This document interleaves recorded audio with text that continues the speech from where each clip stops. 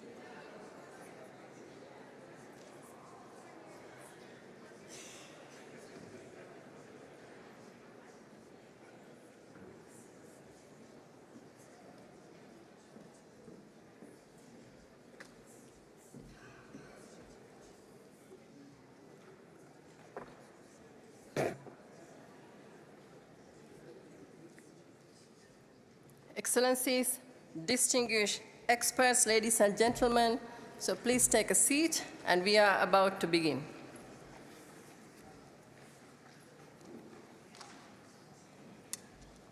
My name is Shamika Siriman. I'm the director of the Division on Technology and Logistics in UNCTAD, and it's my division that does all this work. And before I begin, could I please ask, I don't know where my staff is, there's an amazing team behind all this work, and I would like you to give them a big clap, and if my colleagues are there, I mean, please stand up, put up your hands.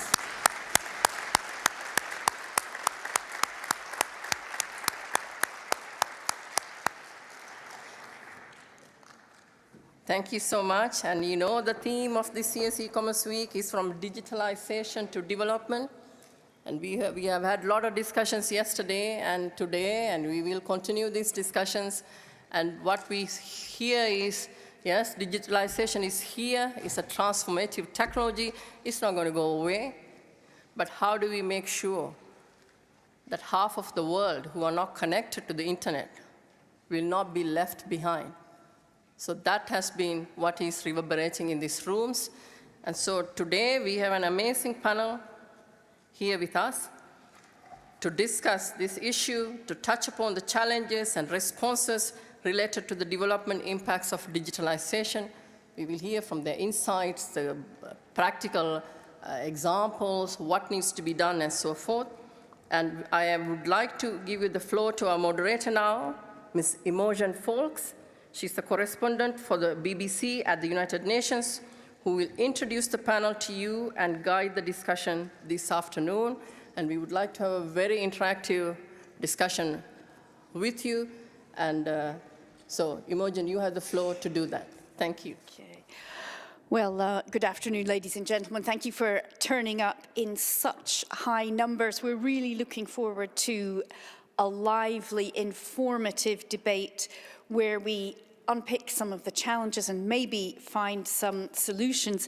It's a huge, huge topic, and while we spend a lot of time here at the United Nations looking at, sadly, the crises, humanitarian crises that affect our planet, there's a huge revolution going on in the way we communicate, the way we work, the way we do business, and that is related to digital technology, of course, the new information technology. And what we're going to look at today is, are we all benefiting equally from that? Is there a digital divide? And if yes, how is it affecting development? How is it even supporting or hindering, for example, the Sustainable Development Goals? What can we do about it? That's what we're going to be debating today with a series of different questions, bringing in our panelists, of course. We also have government leaders and business leaders, industry VIPs. So we're looking forward to a really interesting afternoon. I'll just quickly introduce our fantastic panel here. We've got an amazingly broad spectrum. I'll just go round from who's sitting closest to me. Rebecca Enonchong, I hope I pronounced that right. She's the founder and chief executive officer of AppsTech, leading global provider of enterprise application solutions. Then we have Ms. Amani Abou-Zeid, African Union Commissioner in charge of infrastructure, energy, ICT, and tourism.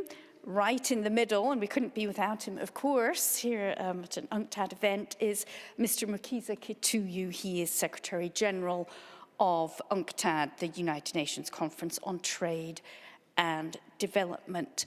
From there, we have Boutheina Guermazi. Forgive me if I've got any names, pronounce them wrong. She's Director of Digital Development and Department of Infrastructure Practice Group at the World Bank.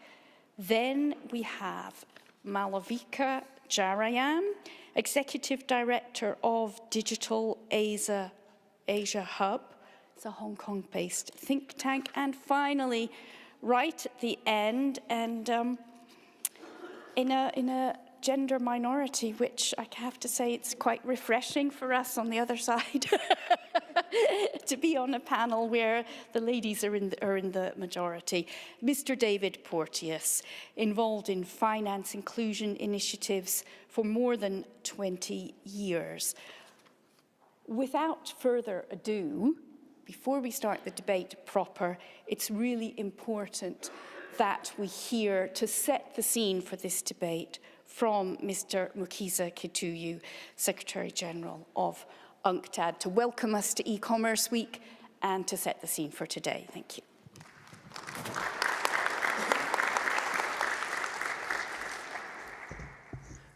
Thank you very much, Madam Moderator, Excellencies, distinguished participants, delegates, members of the distinguished panel, ladies and gentlemen.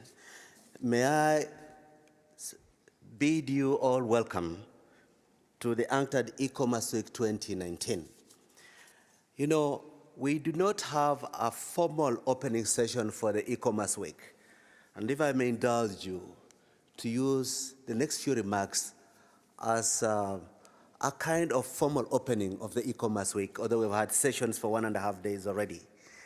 Today, as we participate in the 5th edition of the UNCTAD eCommerce Week, we're glad to celebrate the depth of engagement, strength of partnership, and continuing attention that this process has developed, both for us as an organization, for the members of the United Nations family, and for the community of the digital economy across the board.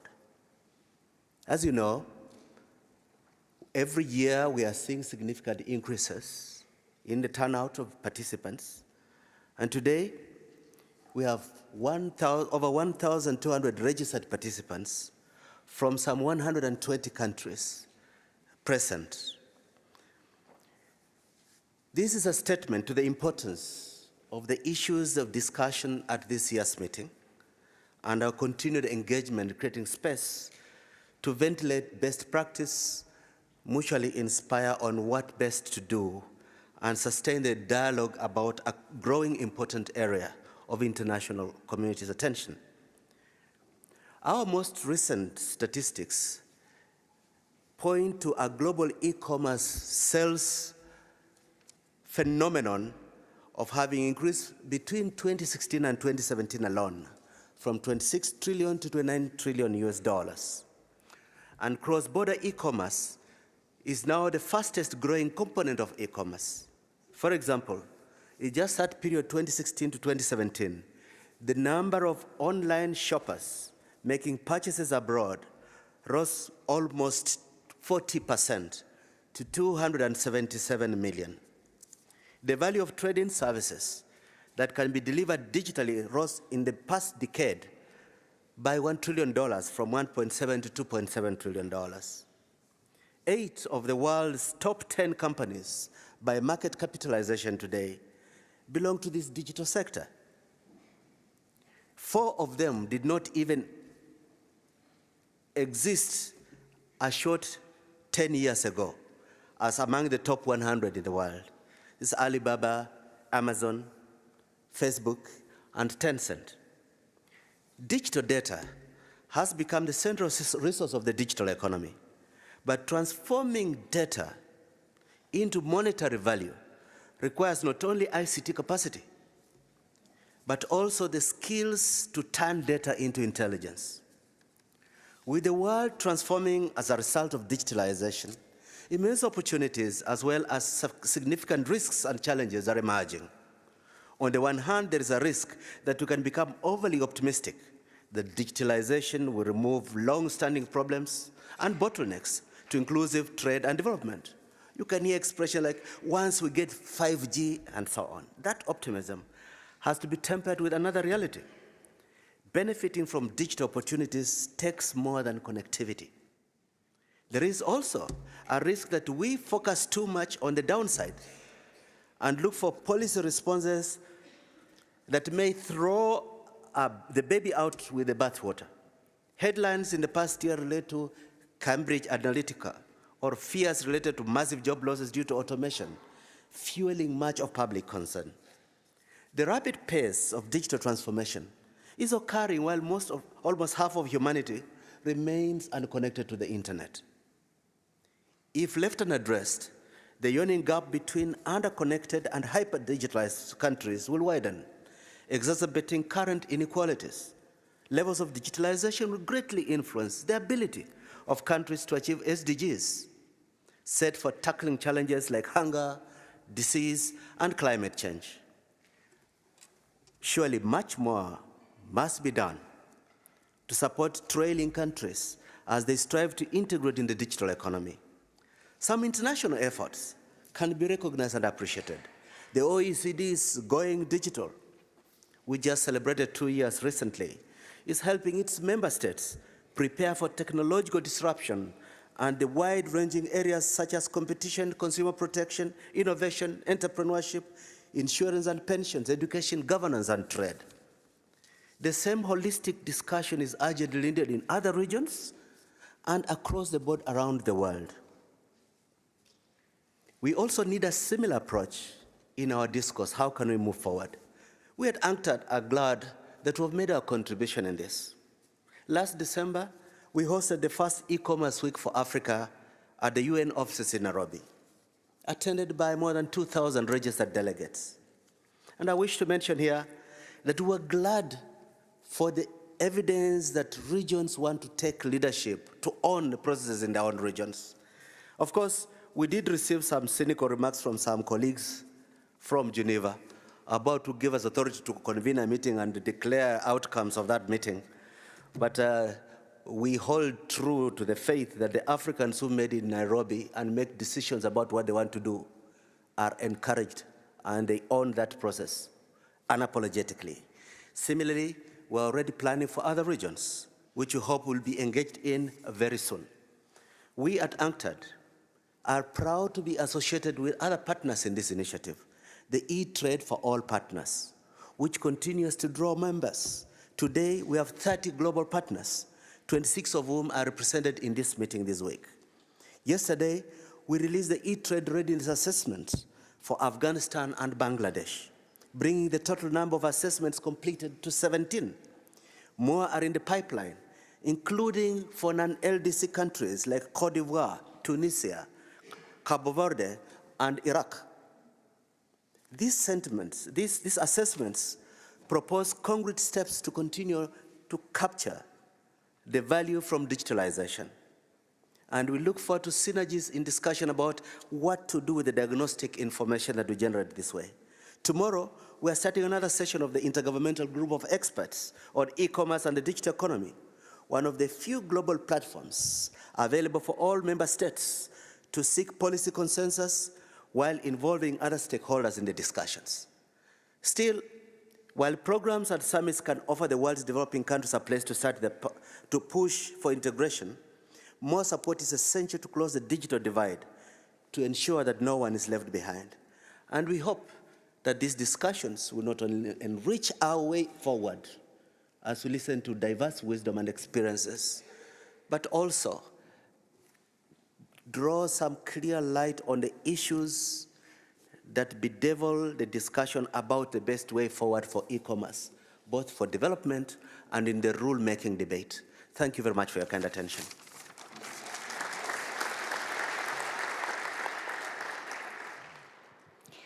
Thank you very much, Mr. Kituyi. I've got an opening question which I would like all our panelists to address, and that is, obviously, we can't unthink, we wouldn't want to, the kind of information technology, communication that we all, certainly sitting here in Geneva, we all rely on. Now, our hospitals wouldn't function without it. My business, no way would we function without it. But still, you know, some have much better access to this kind of technology than others. Starting with you, Amani, Abou-Zeid, is the new digital revolution, is it closing equality gaps, or is it serving to increase them? Do you perceive a digital divide that's creating inequality? Thank you very much, Madam Moderator. And before I start, let me particularly thank my brother Kituyi, the Secretary General for UNCTAD, for this important gathering in which I participate for the second consecutive year. This is important because our aim and the way we work in this commission, and I can also see my brother Zhao is here, the head of the ITU, is to break the silos. And this is very important. So there is no several agenda going around. When it comes to Africa, it's one that we are coordinating with all partners, those who are here in this room and others who are not in this room. So I wanted, again, to insist on this point and to particularly present my thanks to UNCTAD for our presence here today. I would also like you, I was impressed by the number of people participating, the quality of the panel in particular, and as it was said at the beginning, people talk about women in science and technology or women in ICT. I think just take one look at this panel or the room, then you can already assess the progress that we made. So here we talk about equality or addressing the equality of gender. So already in this room, we have something that tells us that we are progressing. Now, is it the rate we would like to see? Not. It's not the case. And let me focus my comment on Africa this time. The continent is, when it comes to digitalization, is progressing very fast, probably more than some other parts of the world. So we talk about the leap or the leapfrogging in digitalization. Is it even or equal in all countries? It's not the case. Is it even and equal within the same country, urban, rural? It's not the case. So connectivity, physical connectivity across the continent is still an issue. The prices of access to the internet between urban and rural on the continent is still very high. We can see in some rural areas or rural areas pay the same as urban and even not minding the difference in income. The whole continent is paying for access to the internet sometimes more than threefold what in Europe a European citizen would pay for access to the internet. So while we're making progress, we have to be mindful of the connections, we have to be mindful of the prices, we have to be mindful of the gap in skills as well, within a country and across countries, especially that for the African Union particularly, our aim is integration. So we have here in our hands a fantastic tool, which is digitalization. Our role is to ensure that we all benefit equally, that the content of this internet or this digitalization minds also the local language and the local culture, so the content is also important. So whether it's the language or the content, whether it's the connectivity, whether they are the skills, whether the prices, these are all aspects that we have to take into account going forward. Otherwise, we will aggravate, unfortunately, the inequality, not only in Africa, maybe even in the world.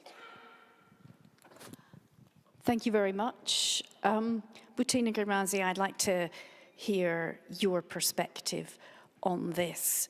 Do you see also a growing divide because of our increasing reliance on the new technology?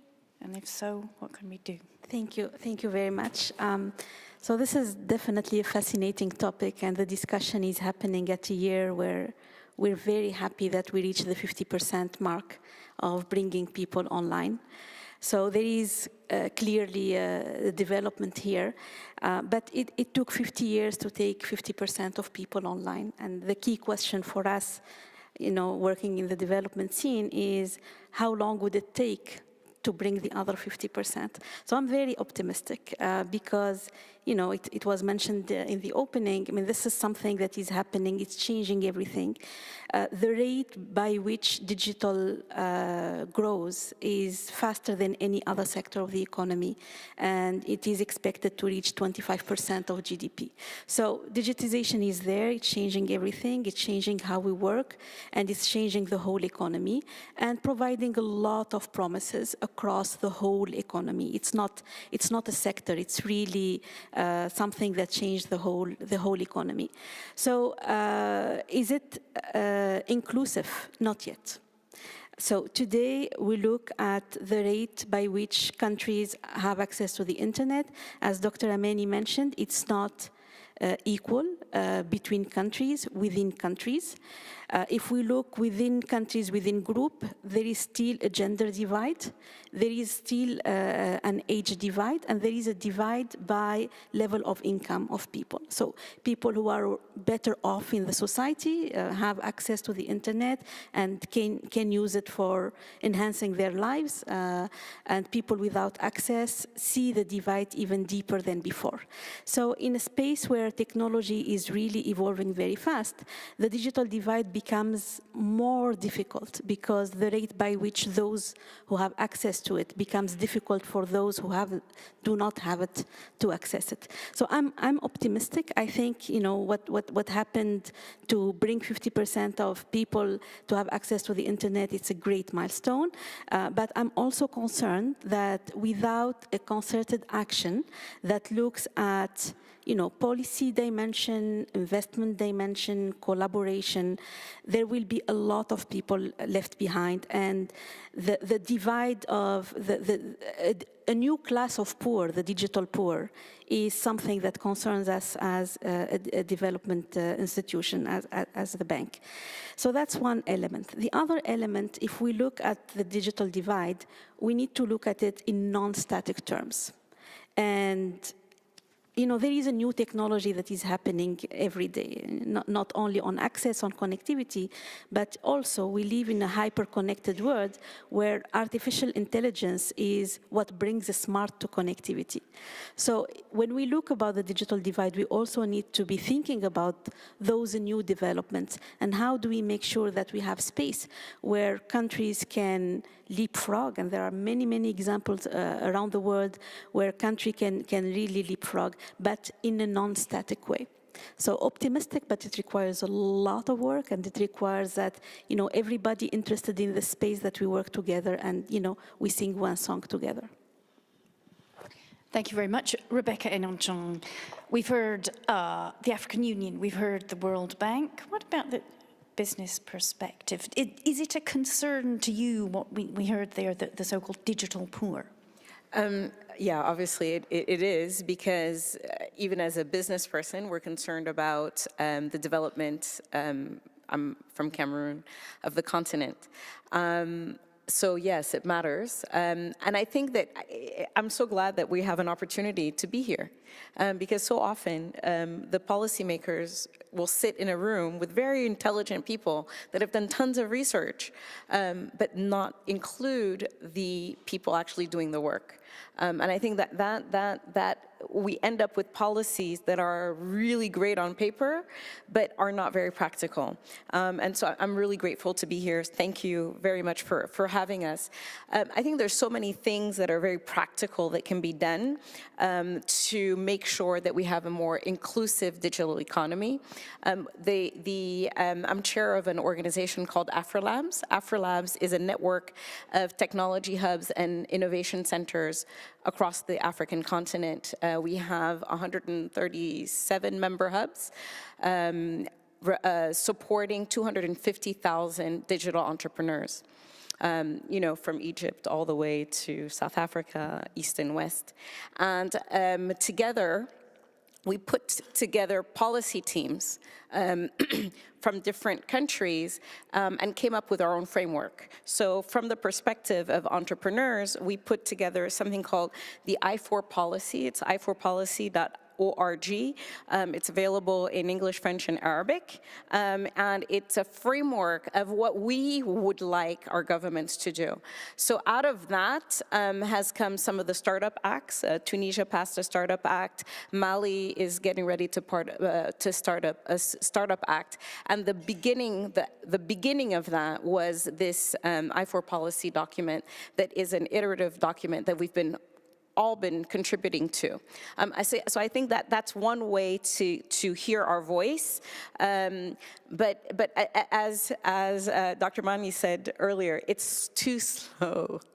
It's too slow. E-commerce is commerce, right? So it's business.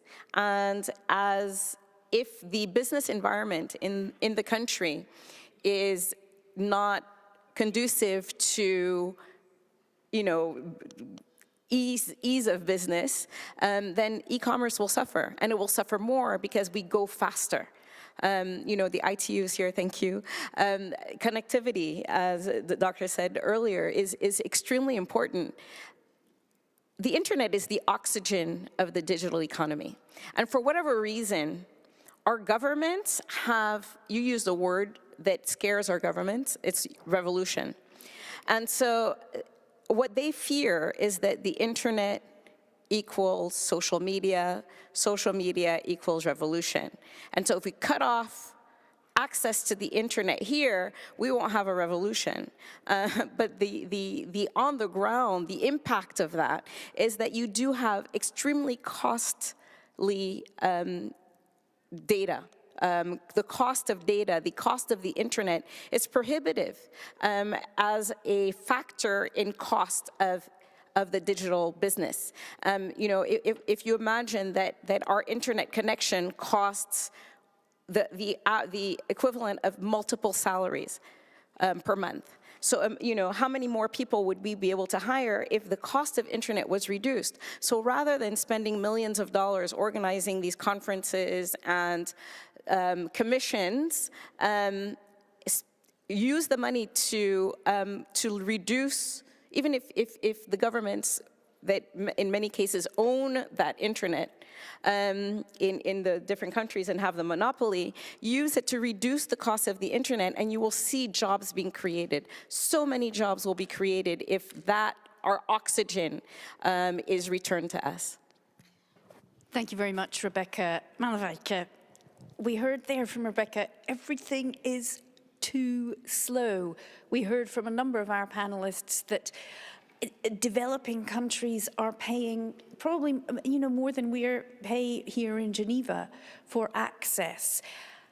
That sounds like a divide already, clearly, to me. What's your view on this? I think what's really interesting in your question was about the growing reliance on digital technology, and I would actually extend the reliance language and actually talk about addiction, because I think when we look at the way that we're relying increasingly on technology, not just to access goods and services or to access the public sphere, to participate politically, socially in things going on in the world around us, I think we neglect the fact that its dependency and addiction is actually leading to mental health problems. And I actually think the digital economy is a public health issue as much as it's a commercial issue. So I think that's one of the things that, you know, and all the really wonderful hype about how much good the internet does, if we don't plug the problems that emanate from reliance on technology, I think we're really missing the boat. I think the other development that worries me is the personal has always been the political, but I think we're increasingly seeing that the social is now the commercial. That's everything from social credit scores to other ways in which it's, oh, you don't have access, you don't have ID. Well, you have data, you're on a mobile phone, you access the internet, so why don't we use all of your browsing history and your social media profiles to give you access, to give you a loan, to give you a place at the table. And I think that's very dangerous. We expect certain things out of technology. We expect that it serves us, not that we serve it. And if we ignore the fact that things that we do in the private sphere are increasingly bleeding into the public sphere and are being used to sort, rate, judge, and decide our life opportunities for us, I think something very, very meaningful, profound, and fragile is being broken. And I think that comes to what we trust in and what we expect technology to give us by way of trust, not just in institutions and government, but in the people that we interact with. And if we lose something that is so precious and so difficult to get, I don't think you can put the genie back in the bottle. And I think we talk a lot about ethics, we talk about trust. The things we don't talk about are human rights. Ethics are not legally enforceable. Human rights are. But I think the more we talk about innovation, we talk about trade, we talk about all of these things as very wonderful, optional, nice-to-haves that further a certain innovation paradigm and fill, you know, the leapfrogging agenda is one example of where the incentives are all around increasing digitization, but we don't really spend as much time thinking about at what cost. What does participation involve? You want me to join the game, but what are the rules of the game? And if I can't play on the same terms as everyone else, am I being forced to play against my will? So I think the idea of development and of trade as being the ways that we look at the digital economy, they come with certain warning signals. I think unless you can ensure that people actually have a seat at the table and their voices are heard, as opposed to it being about diversity and inclusion as a buzzword, I think we're missing something because people know how to govern themselves in their own communities. There's a lot of local wisdom, there's cultural knowledge, there's heritage. And I think by flattening it out with a universal hegemony of vocabulary of what development looks like, which is usually top-down, patronizing, neoliberal, which someone else is telling you, you will be developed kicking and screaming against your will, that's something I reject. So I really hope that fora like this will actually bring in the voices that really matter, because we're not just users, we're not targets of development, we're equal participants. And the more we try and frame these discussions in anything except rights, because rights are an embarrassing word now, I think we miss out on a lot. Thank you very much. David Porteous, I could hear you nodding at some of the things Malavika said there. Is there a danger when we talk about the digital divide that we're so focused on countries that need to catch up that we're not looking at how they catch up and what they might give up to catch up? I think that's some of the point you were making there, Malavika.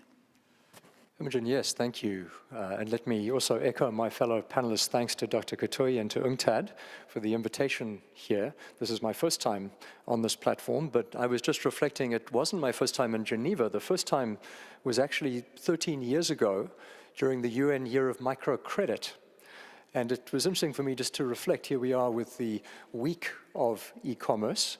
I'm wondering if sometime in the future there's a year of e-commerce. And then I thought, no, actually, there's something much more than that already. There's an era of e-commerce that's upon us, and that's really the subject that we're discussing this afternoon. And so, Imogen, yes, I was nodding my head, partly provoked by some of the things that Malavika was saying, excuse me, which I think deserve much further consideration. But building on some of my fellow panelists' thought, the divide I'm concerned about is this. It's the divide between us as consumers of digital media and as producers who can generate incomes, can generate livelihoods and so on online. And this has been the subject of a lot of our work recently in saying, while there are these access gaps that other panelists have spoken eloquently to, those are closing. They're closing at different rates in different countries.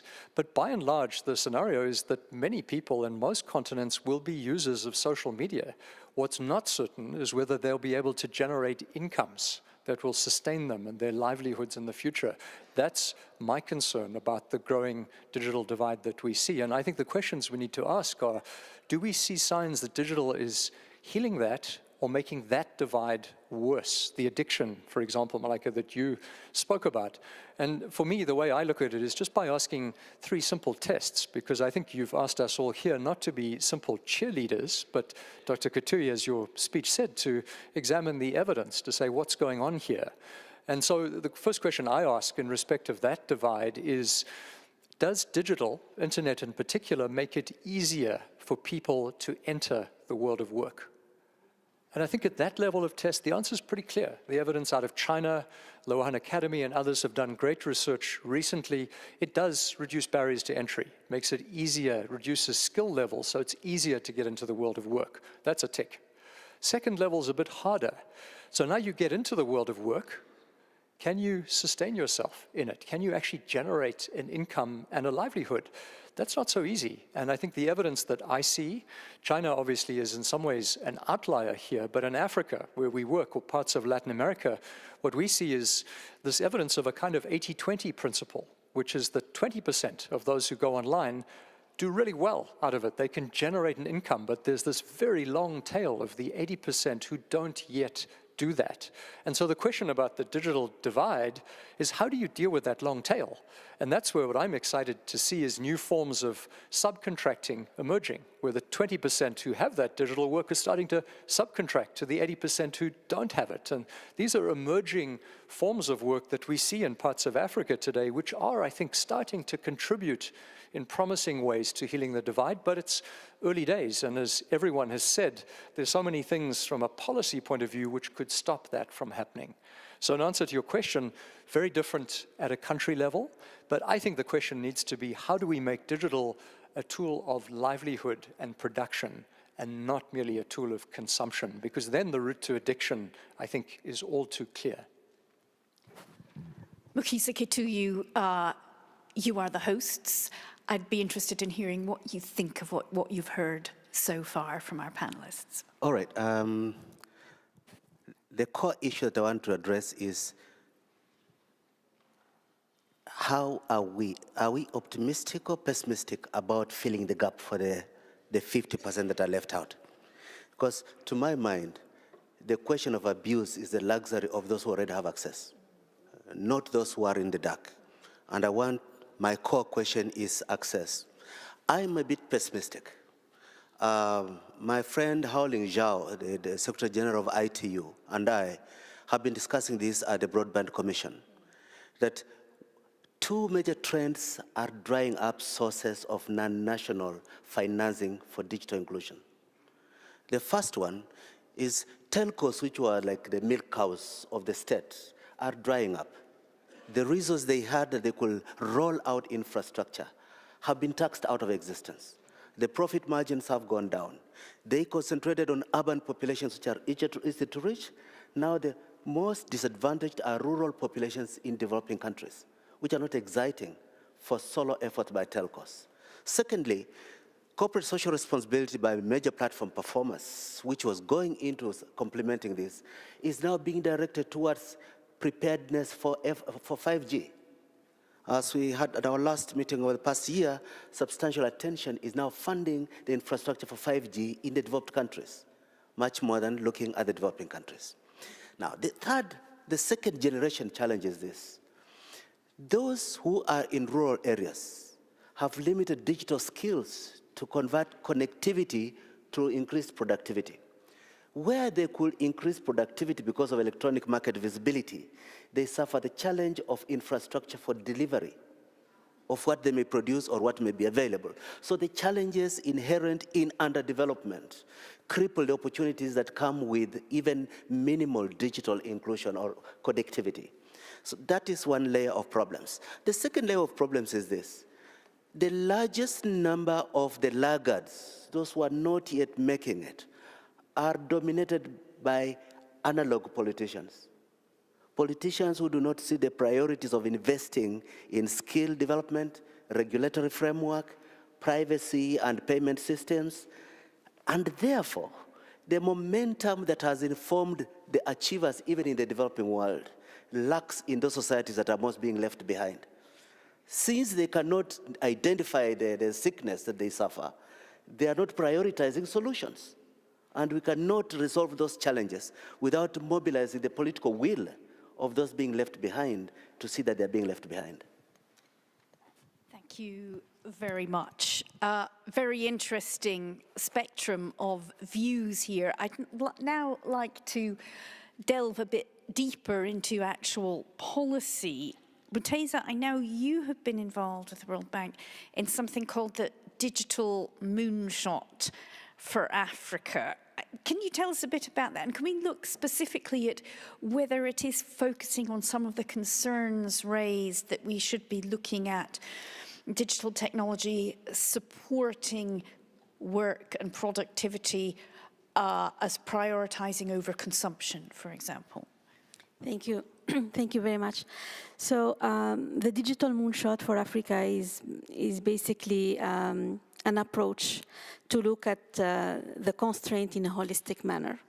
So we've been thinking a lot about digital infrastructure, but the point is if we bridge the gap on digital connectivity without looking at other key foundational elements, we don't get to digital economy that is inclusive. So the approach of the Moonshot is one that looks at 5 foundational elements at the same time. Digital infrastructure being the mother of all foundations. So it means having access to infrastructure at cost that makes sense. And it's, people do not need to pay half of their salary to have access to speeds that do not allow them to download applications. So digital infrastructure is a key one, but it's not sufficient. In addition to that, we need to have platforms. So when we think about platform, we think about ID, for example. A big part of our life now is moving online. If people are not recognized digitally, they don't exist. So the platform elements of the digital economy is very important. And the application on e-government are key. In addition, we are looking at digital payments. The digital economy requires buying and selling. If you cannot do it online through a good digital payment system, then there is something missing in this vision of a digital economy. We also think a lot about digital skills, and digital skills are not just the skills to use the internet, but also the skills needed to create that content. The importance of relevant content is what drives demand, and demand and supply need to be thought about in parallel. And entrepreneurship is very important because, that's what will populate all these good applications. So that's the approach, is really to look at it in a holistic ecosystem approach, but to also look at the risks. And, I heard you, I think it's very nice the way you put it. The risks are, data. How do we deal with data? The whole issue about data protection. Today, when we talk about digital economy, it's really the data economy, and 90% of the data we use today was created 2 years ago. And if we move to a space where everything is connected to everything, the amount of data that will be available is, incredible. So what is the whole system around data, and how do we make sure that, people have a say over how their data is used. Also the whole issue about cybersecurity. We need to have a resilient infrastructure, and we need to make sure that countries have the tools to address cybersecurity. And policy and regulation is something that cuts across all the foundational elements. So that's the idea of the Moonshot, is this holistic ecosystem approach.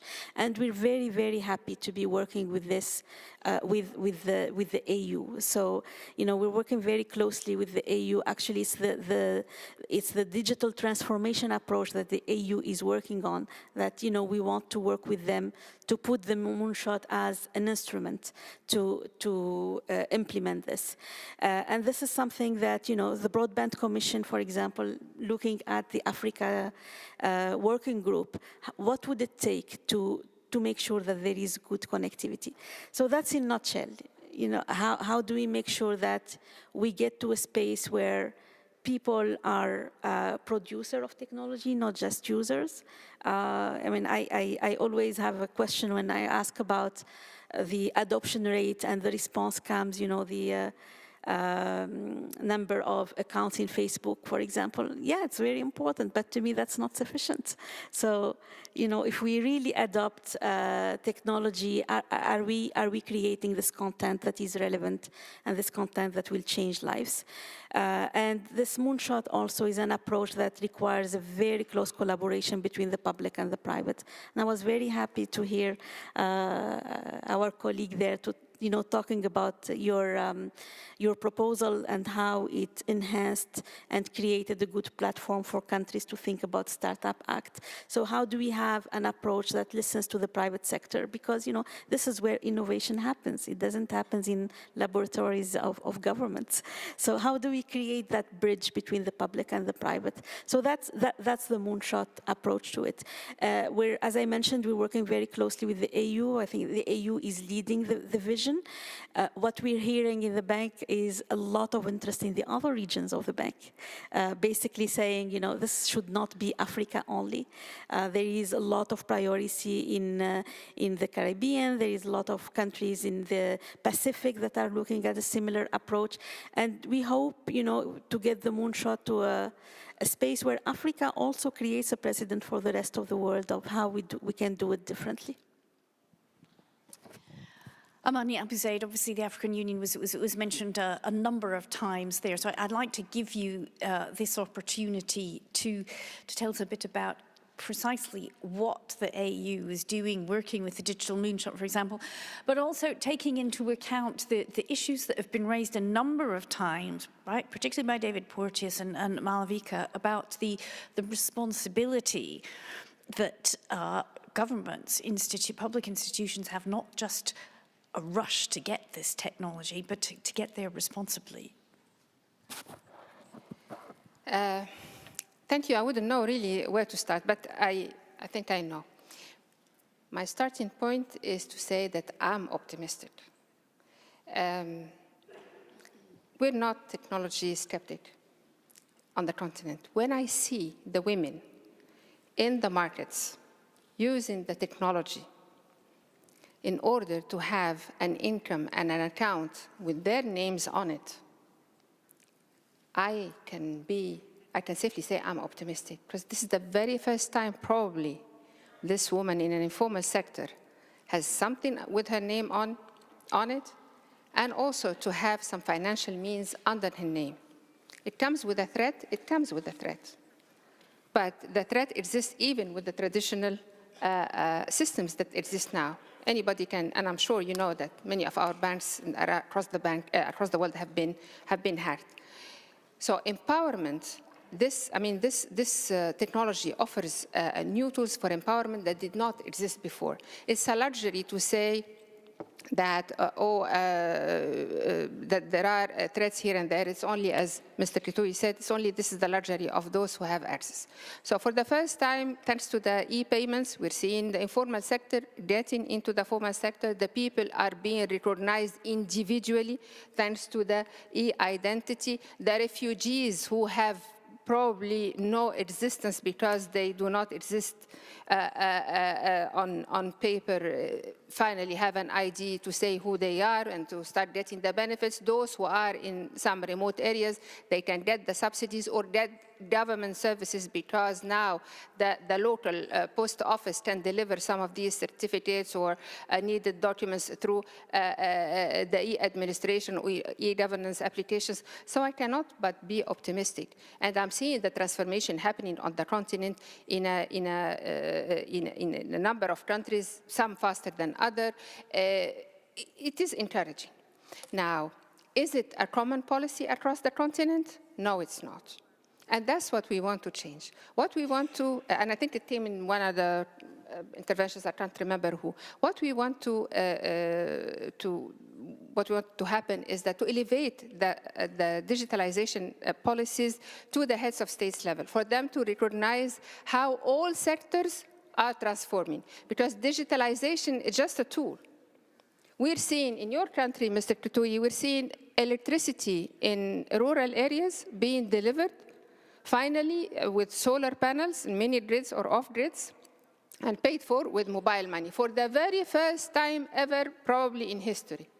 So we're seeing now population getting access to energy thanks to this technology. So I want to elevate the matter to the level of the heads of states and make sure that these digitalization is recognized as central to whatever reforms or developments or the development agenda in our own countries and across the continent. And that's the essence of the digital transformation continental strategy, not to be an exception or one that is doing well, Kenya is doing great, and the other, and so on and so forth. No, no, no. We want it to be Africa is doing great when it comes to progress, and without having to go through the traditional or the conventional path that was prevalent since the first, can I use revolution? First industrial revolution. So it's not that path. We're adopting a different path in Africa, and we want it to be different because we are dealing with different realities now. The issue for us is not just threats. The issue for us as an institution this time is that technology is going very, very fast, much faster than policies or regulators can cope. So you can develop a very nice policy or strategy or regulate, but it takes just in 2 weeks' time, this has changed completely. This brings us back to how do you deal with threats? Threats, of course, and I really listened very carefully and very attentively to the very pertinent points that you raised regarding the threats, for instance, not only on human rights, and by the way, at the African Union, our human rights committees are taking into account the threats posed by the digitalization as well as the opportunities. So we're aware, and especially for children. And the threats also to children's security and safety are real and important. So the cybersecurity laws, we're toughening that up. And Africa, and I'm saying Africa specifically, woke up at the leak by Cambridge Analytica, and I'm sure you know that civil war would have erupted in at least 2 or 3 countries across Africa because of the misuse of some of the data and influencing data in certain ways, the behavior of users. So this is how powerful and threatening it could be. So data protection, we're putting together, we have a convention that was developed some years ago. Now countries are getting back to the convention to ratify it. We're working with European partners, for instance, on internet governance and internet cybersecurity. We are working on the capacity development across the continent to raise awareness, but also to capacitate our governments and our people on how to deal with security threats online. And we're working with all partners, and well, you heard from Ms. Boutheina about the strategy, but also our partners from Europe. I'm sure they are here in the room. I cannot see them. I mean, identifying specific areas to work on, either through the task forces, but also a special program that was launched last year on cybersecurity, data protection, internet governance. So in summation, I am optimistic. There are things we can do and we should do Africa is progressing on its own path. We are cognizant of the threats, but we cannot be afraid forever. We have to, while we are addressing the progress, we're also addressing the threats and trying to avoid them. Thank you. Rebecca, you've heard the World Bank, you've heard the African Union. Is this music to the ears of business? I mean, you were clearly frustrated. You said earlier, everything goes too slowly. I mean, you know, frustration is, I mean, entrepreneurs are accustomed to frustration. So it's not a barrier per se. It slows us down, but it doesn't stop us. You know, I think one of the wonderful things about entrepreneurs all across the world is that we're resilient, we're optimistic, always, you know, no matter how difficult today is, we know that tomorrow is going to be better. And we're so sure that the solution that we have is going to revolutionize the world. I hate to use that word because I'll get in so much trouble in my own country. But I think that as our economies, as our digital economies are maturing, government, and you talked about regulation, they're regulating in the wrong way. In that, we saw the advances in Uganda, in Tanzania, that were like on the forefront, Kenya. And then those governments have now put laws that have harmed the same economy that has been giving them success and money. And it's incomprehensible. You know, the social media tax and the mobile money taxes that are very harmful. That is not how to support a digital economy. On literacy and the fact that women, you know, and rural women are using technology, they might not even know that they're using technology. Right? You ask a rural woman if she's like, does she know the internet? She doesn't know, but she knows how to use and transact a mobile money transaction. And it's not just that all of a sudden she now has an identity, an account that's in her name, that's not in any financial institution, that's sitting on her mobile phone, but the government now has an opportunity to see how the informal sector is transacting. What happens to the money? You know, it used to be we only dealt in cash. And when cash goes from one hand to the next, we don't see that. All of a sudden, with this digital wallet, we can see that this amount of money, and you know, we can see the transactions. We can see where the money is going. We can see where people are spending their money. This is huge. And that benefit alone should be enough for the governments before starting to tax the use of it, which will reduce the use of it. So, you know, we sometimes, I love that word, analog politician, because we have way too many of them. You know, I think that rather than teaching digital literacy to rural women, we really need to get our politicians, you know, digital literate, because digital literacy has nothing to do with education. You know, I know WhatsApp has become a tool that Facebook is kind of coming to grasp with what WhatsApp represents on the African continent. I'm not quite sure that they understand it, but people use WhatsApp more than any other source of news. And we don't understand the difference between what's true and what's not, right? So the fake news, it gets transferred and transferred and transferred, and I got the same very fake news from my driver and from my lawyer. You know, it was a fake. Neither of them understood that just because it's transferred to you, it doesn't mean it's true. And so the information and the fact that content is coming from these companies that thought they were technology companies. You know, so Facebook is thinking, hey, I'm a tech company, I'm a platform, I don't produce content.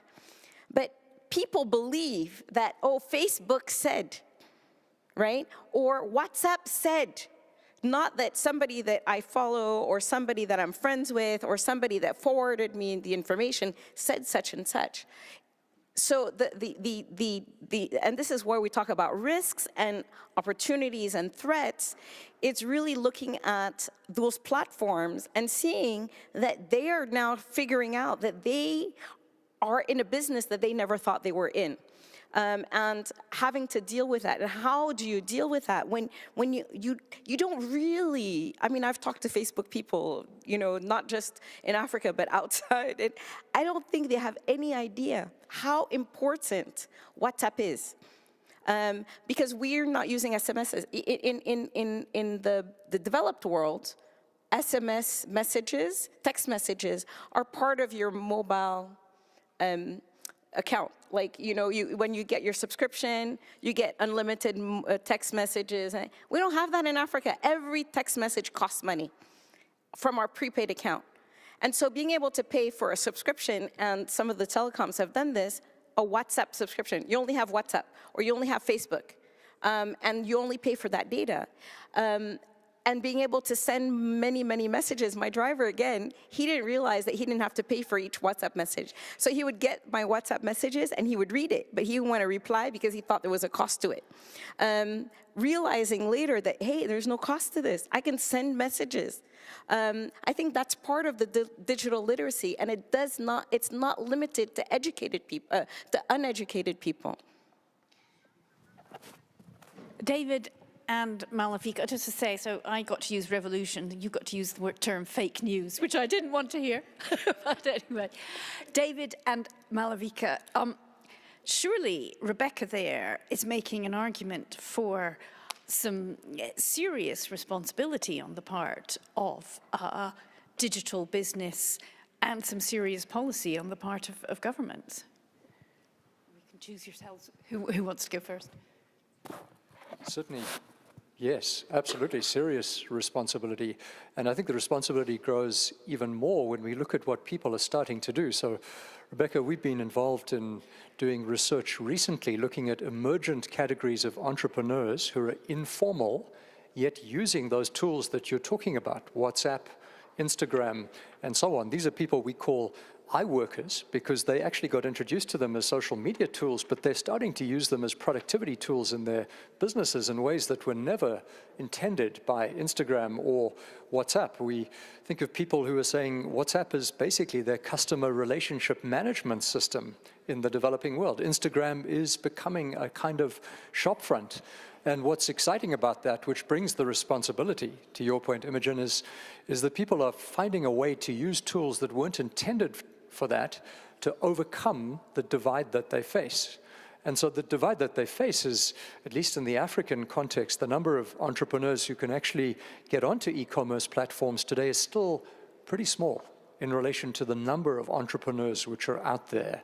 So what they're doing is instead cobbling together the use of these tools provided by large businesses and elsewhere and making a go of it, starting to make their businesses more productive and so on.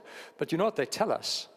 These same entrepreneurs, men and women in informal businesses in parts of Africa, they tell us it's helping, but it's causing stress.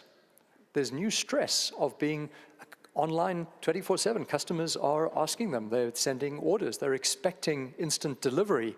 And so here you have micro entrepreneurs experiencing the stress of fulfillment, which large platforms have to deal with. So back to this question of the responsibility of government, I think there's several here. For me, the biggest one is for governments to iron out this chasm which there has been between formal and informal in the past. Let's just recognize that that binary difference between a formal worker, informal business, that's a thing of the past. Digital makes it a spectrum. It turns it into a degree of formality. So these people I'm talking about who are using these tools, as you were saying, Rebecca, and others, in a sense, they're leaving a digital trail. Is that informal? Well, no, it's not.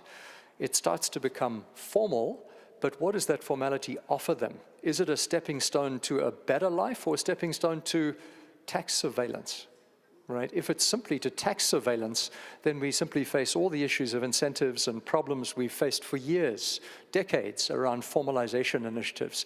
If instead, government allows that creation of a spectrum to create a stepping stone towards livelihood generation, then I think we can talk about the digital divide being healed in ways that make sense. So I would say responsibility one, heal that gap.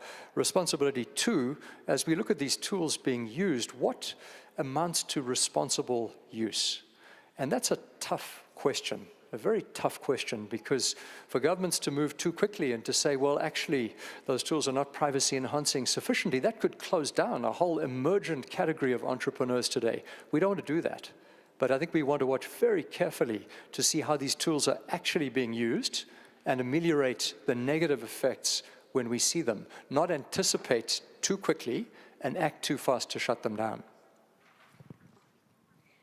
I think it's a little disingenuous when companies say they'll take credit for the Arab Spring, but oh, we had nothing to do with swinging the US election, right? You either have the ability to do it or you don't. You don't get to cherry pick. I think companies have a real responsibility because all of the money that's spent on lobbying against regulation would actually solve all the problems this panel is talking about. If they gave us all that money as part of their corporate social responsibility, the world would be connected, right? And the world would be connected with better laws, better regulation, and with equity for everyone. Thank you. And I think the reason that this really, really matters is instead of throwing tiny little amounts of money as sops to these issues and saying, oh, let's invest in literacy, let's have fact-checking, let's have users be empowered, I think that's really cynical and disingenuous because you're pushing the responsibility down the chain onto the people that are least equipped, have the least bargaining power, the least negotiating power, the least agency to actually affect change. I am not in a position to turn around to a platform and say, I like all of your terms and conditions except clause 4.6. I'm a lawyer, can I negotiate that out? Let's just take the indemnity out, let's just revert all the copyright to me. It doesn't work that way. So this idea of saying, let's just get users more literate is ridiculous because users, however many users you have, can only affect tiny little changes with privacy settings, with little micromanagement of the ways that they use systems that are designed using behavioral economics, using techniques of nudging to produce outcomes that are favorable to platforms and companies and not to the end user. It's, Shoshana Zuboff's idea of surveillance capitalism. And I think the only way that platforms can actually realize the full potential that is respectful of values and of the real empowering potential for people is to make changes at the design level, at the platform level, because they can do it at scale, rather than having individuals opt in, opt out, and work through all of these settings. So I think this idea that, yes, you need to equip users with tools, that's great, because that should be a right anyway. But to use that to abdicate platform responsibility, that I don't agree with. Thank you very much. Well, again, very broad spectrum of views, some perhaps incipient disagreements, I sense. I'd actually like to bring in our government ministers now. We're privileged to have two, Ms. Lantasoa Malala, sorry again, and Pedro Manquello, Minister of Trade for Madagascar and Vice Minister of Trade for Paraguay. I'd like to hear from both of you. First, Ms. Rakotuma Malala, what are you actually doing as a government to address the issues, to address this issue of a digital divide? From both of you, I'd like to hear. And feel free also to challenge the panelists, ask them questions about the type of policies, ideas that they have come up with.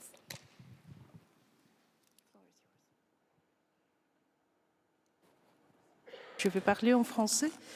Effectivement, actuellement, nous, au niveau du gouvernement, si on parle du cas de Madagascar, nous avons terminé donc l'évaluation par rapport au e-Trade Readiness Assessment.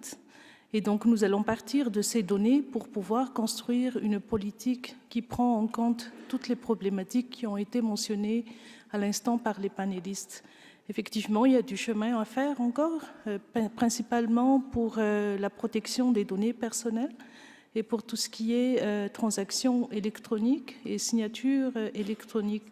Donc il y a plusieurs chantiers, mais le gouvernement aussi aujourd'hui a le rôle notamment d'investir dans les infrastructures pour supporter toute la transformation digitale du pays et de pouvoir également sensibiliser davantage vers l'utilisation, la dématérialisation, afin que tout l'effort en matière d'économie digitale soit accompagné par le gouvernement aussi dans la façon de faire.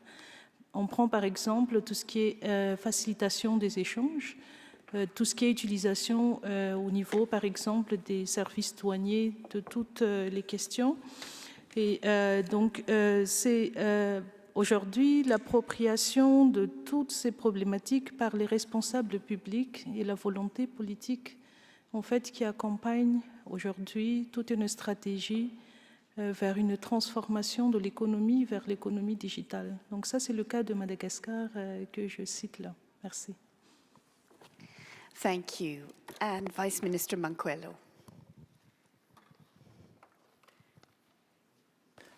Buenas tardes.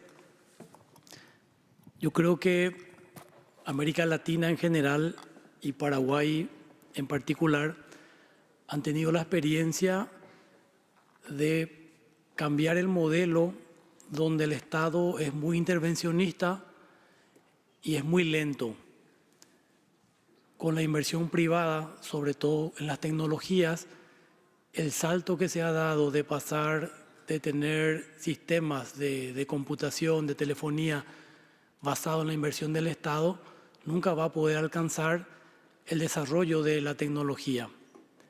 Entonces, creemos que la participación del sector privado puede ayudar a generar un salto diferente a un avance lineal, y la responsabilidad del Estado es el de preservar y preocuparse no solo por que los pequeños empresarios tengan la oportunidad de participar en condiciones iguales, sino también de pensar siempre en el consumidor.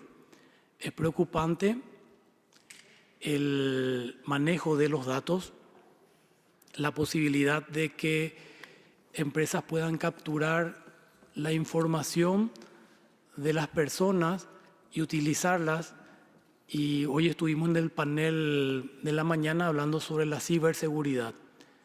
Un académico de Canadá nos comentaba los estudios en Canadá cómo afectaba a un 40% de las MIPYMES, a un 60% también sufrieron ataques de ciberseguridad.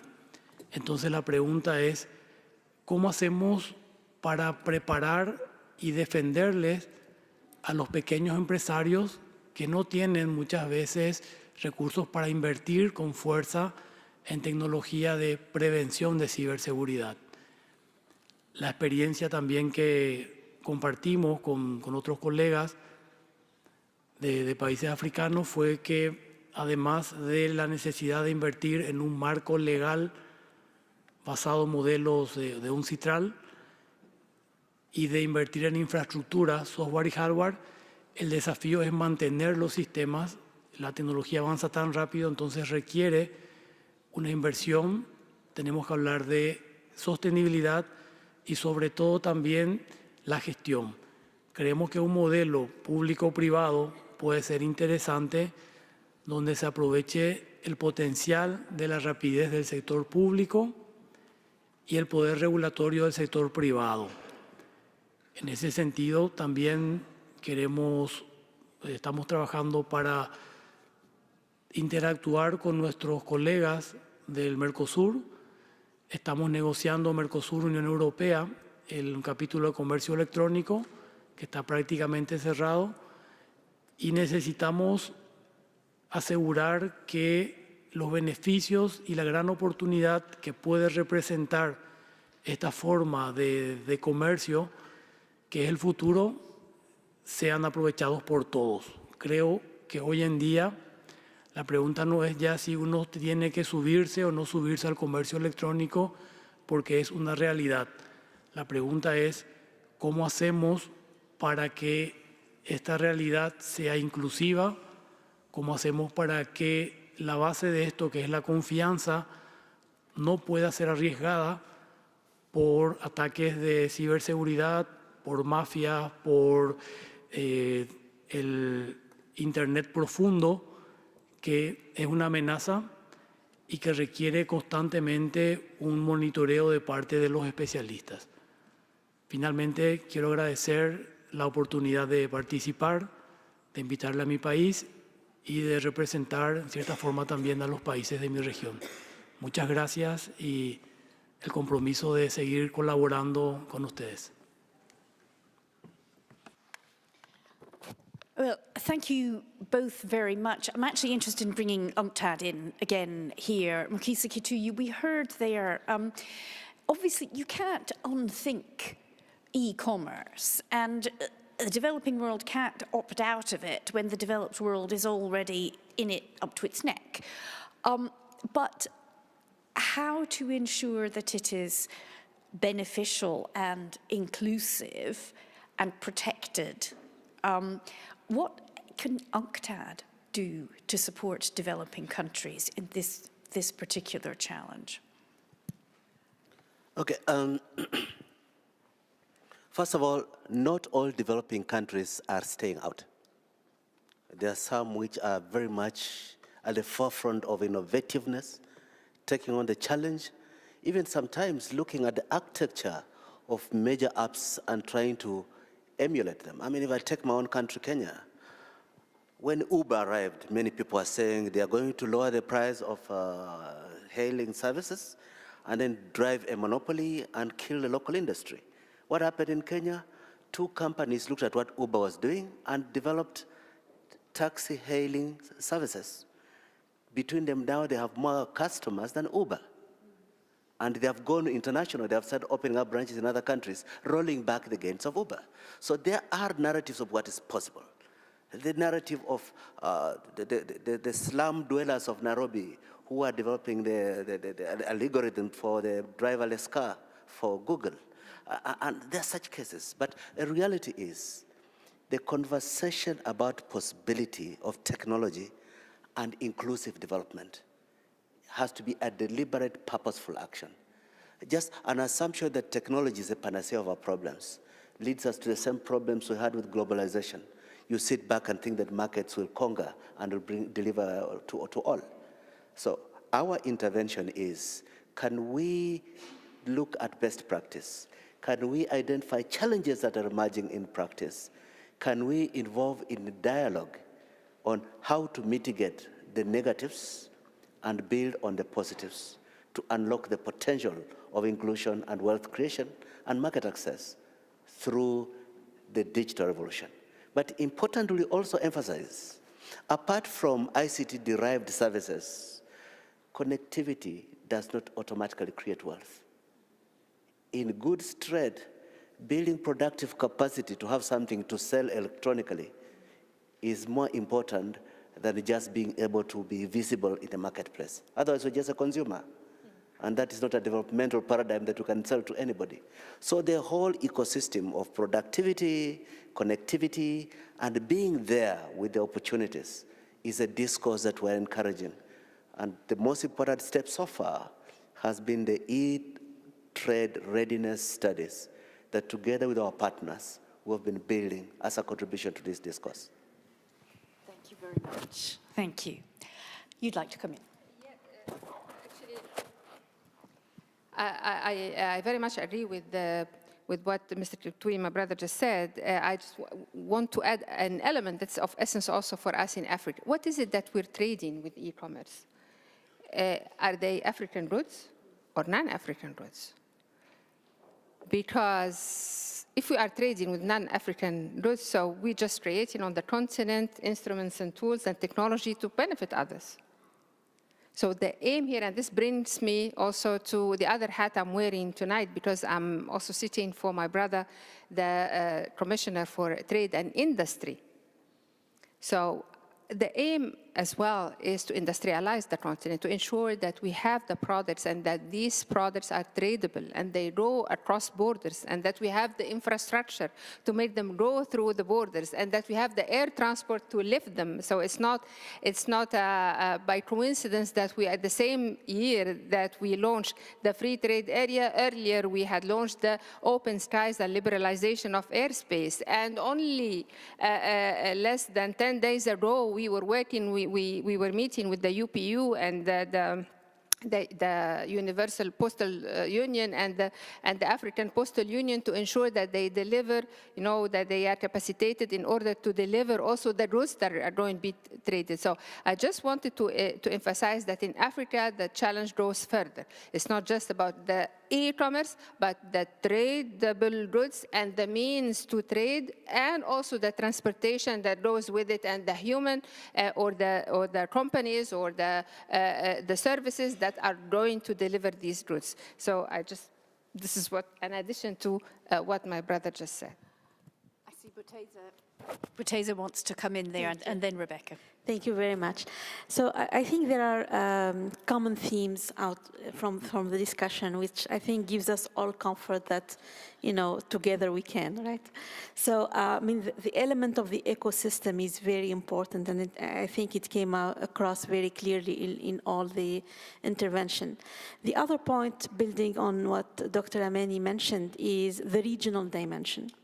So if we look at, Africa is an example, but we can also look at other regions where in this space, thinking big makes a difference.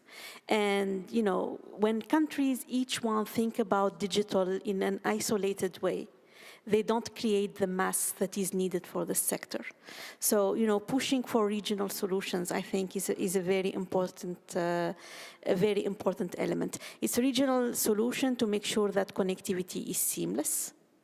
Regional solutions for the skills dimension, regional solutions for the cross-border, trade. Data doesn't know borders, so do we need to have a regional approach to how we, govern data. So the regional element, I think, is a key element in this space. It is clearly a space where, the fittest are the ones that stay till the end. And being fit in this space requires that we think big. So I just want to make sure that the regional dimension is taken into account seriously by policymakers across the world. Rebecca. As I said earlier, I think it's a win-win between some of these platforms and the users. I don't think we should see it as a confrontation between one or the other. I think that's the role of policymakers, to kind of find the intermediate, because nobody's going to go into business if they don't see a benefit in it. And seeing a benefit for business is not necessarily something that's bad for the users. So I think that, if we see it as a win-win, I think that then we can sit down and talk to each other about how to best build these platforms so that everybody benefits, and the businesses that are businesses and the users, rather than having a conflictual relationship between the two. But back to the e-commerce discussion and the difficulties in Africa, as Dr. Amani said, it's an infrastructure problem.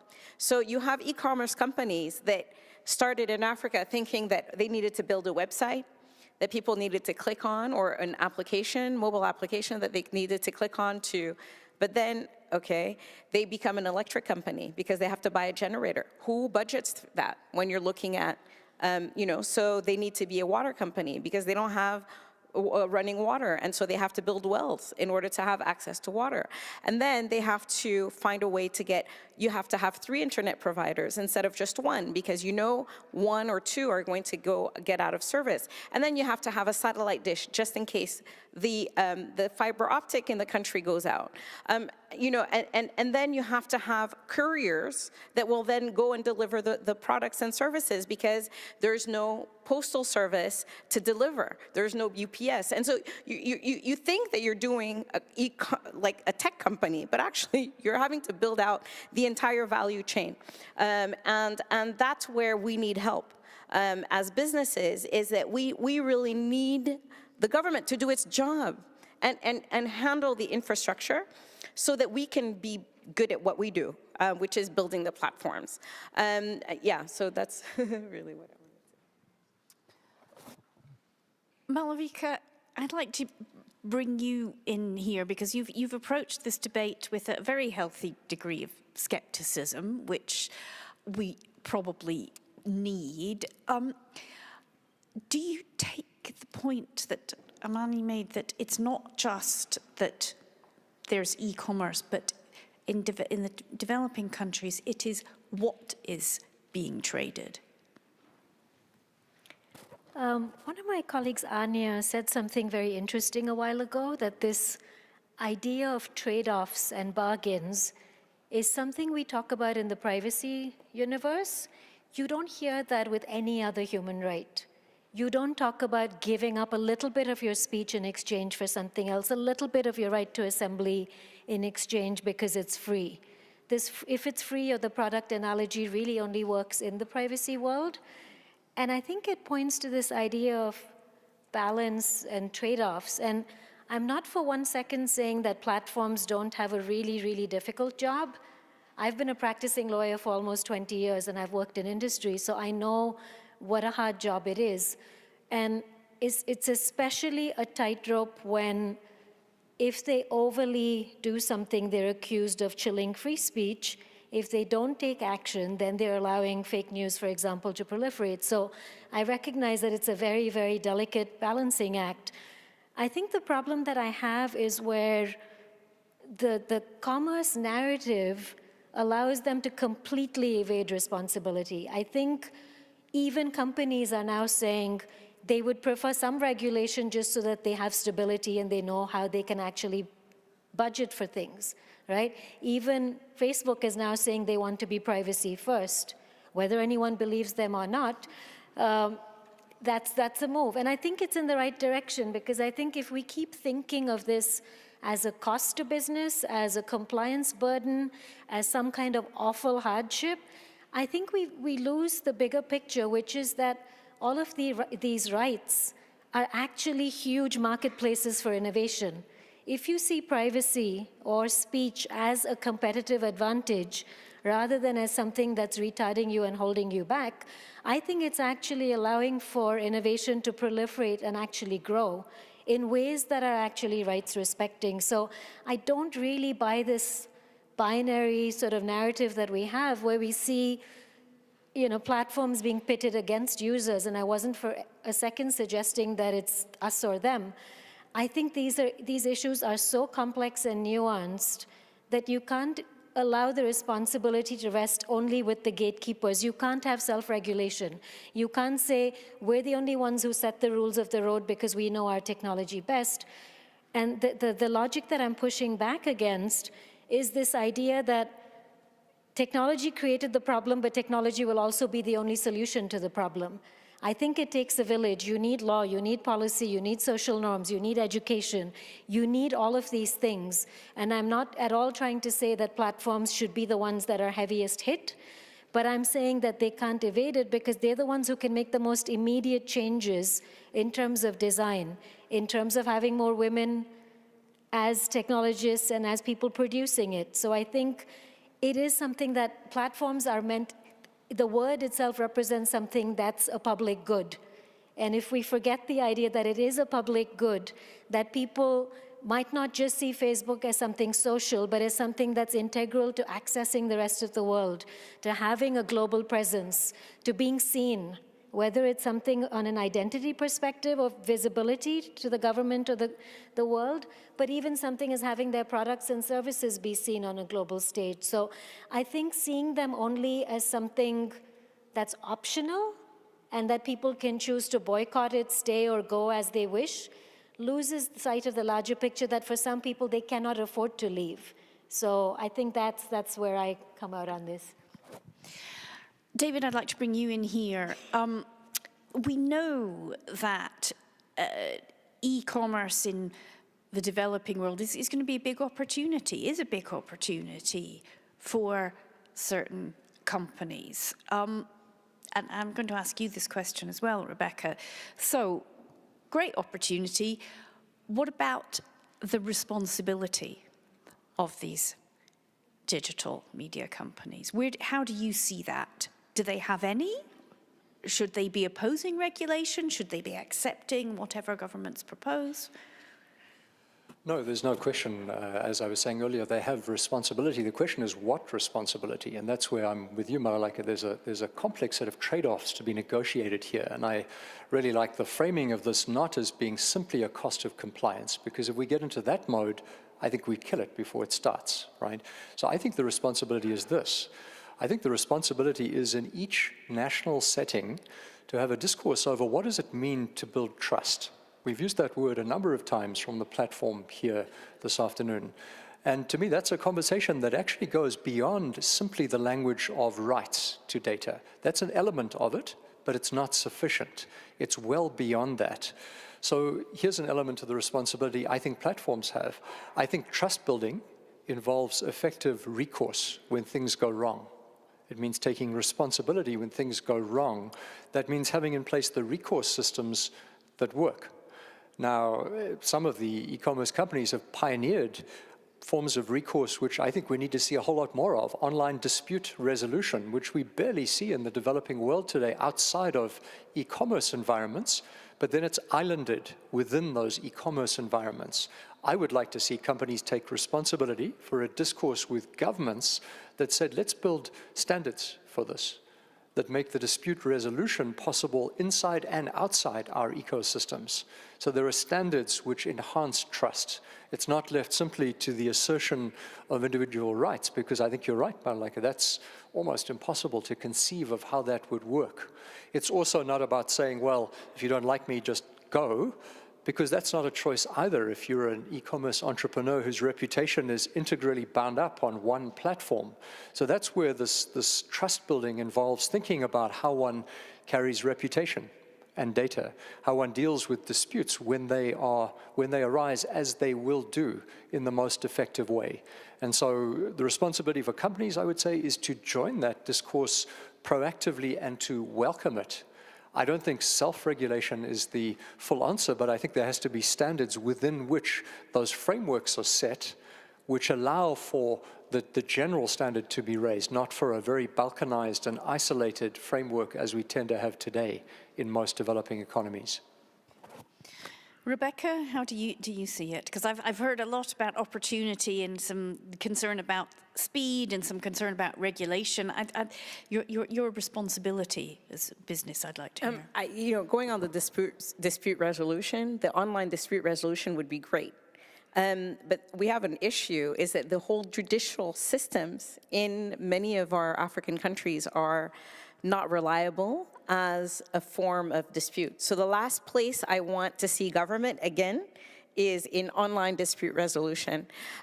So from an entrepreneur's perspective, the least government intervention, the better. I get it. I get that we can't be trusted, blah, blah, blah, to do things the right way. But we are citizens of these countries. We're users of our products, right? So it's not in our interest to have an entire ecosystem that rises up against us. So trust us a little bit to do the right thing. We're not these, crazy people that always just want to steal your data to do bad things and make tons of money off of it. We are responsible citizens as well. And the more we build our own systems and stop relying on systems that are coming from the US that don't have us as a target. They don't care. We don't care about our privacy. They don't care about the way we use our products. But over and over again, it's so difficult for an African, in my case, to sell to Africa. So many times, I think at the AU summit, or the breakfast meeting we had, it was very interesting because we were talking about digital identities and how important that was. But the person that presented, who was very, very talented, very smart, was from India. At one point, we have to buy our own dog food. And we really need our governments to buy from us and to trust us, because we will our own value system, our own cultural value system is entrenched in the technology. You know, we talk about AI. I mean, this is huge. You know, when you have AI that doesn't recognize who you are. So I think that part of the solution is allowing us on our various continents to build systems that are inclusive of our value system. And, you know, for government to create frameworks within which we can function, but not oppress us, which is the way it feels right now. I'm going to turn to our business leaders. We have Mr. Wong from Alibaba, and I think this is a perfect point to bring you in, because we're talking about the responsibility of the big, big social media giants, and you'd be one. Thank you for this opportunity to address the group, and I always love to see entrepreneurs on panels to add some fireworks to the discussion. But I think that the conversation has been very comprehensive. And I want to just share a few thoughts from our vantage point, the private sector. I think, first of all, it's important to recognize that we're in an unprecedented era where we're on the verge of creating a new development model for the world using technology, because never in the history of mankind have we been able to reach so many individuals and enable them and empower them to access goods and services, but also provide financial resources to small companies that most companies in the past have ignored. So I think we need to think about the mindset shift that has to happen both in the public, private, and nonprofit sectors in order to embrace this opportunity and not try and sort of suppress the change that's happening. I also think that what's very unique about this technology revolution that we're discussing is that for the first time ever, the threshold for access to adoption of the technology is lower than ever, because the level of sophistication required to access the technology is very accessible for all. And that's not only in terms of the training required, but also the cost to access the technology, because mobile handset adoption now is giving access to anyone from cities to rural areas access to the internet. The second thing I'd say about what's different about today is the new economic paradigm. In the old world, the old economy, we talked about a zero-sum game. You win, I lose, winner takes all. But actually in the new economy, the very fact of a network effect creates value for everyone. So we're not fighting over a limited pie, we're actually growing the pie together. And despite some of the concerns today about monopolies of platforms, I would argue that we're very, very far from a monopoly at this point, because we have to look at the history, the very short history of the internet today, where there are platforms that popped up and seemed very large and influential at the time, and within a few years they were gone, because companies came up with better solutions that met customer needs in a better way, and the switching costs in technology are much lower for a dissatisfied customer or a merchant to move from one platform to another. So as a platform that's doing e-commerce, we worry, everyone asks, what's your biggest concern? Who's your biggest competitor? Our biggest competitor is not staying up with the competition in terms of meeting the customer needs, because the needs will evolve and there will always be someone better to create a product to challenge that. So the economic paradigm is different. And I think that, so when you ask about responsibility, I think platforms absolutely have a responsibility to serve the customers and serve them well and in the right way. But we also have to be responsible, because the panelists talked about trust. Without trust on a platform, your users will leave. If you violate that trust, they will leave. And so what we as a platform, or platforms all need to think about, is how do you maintain that trust?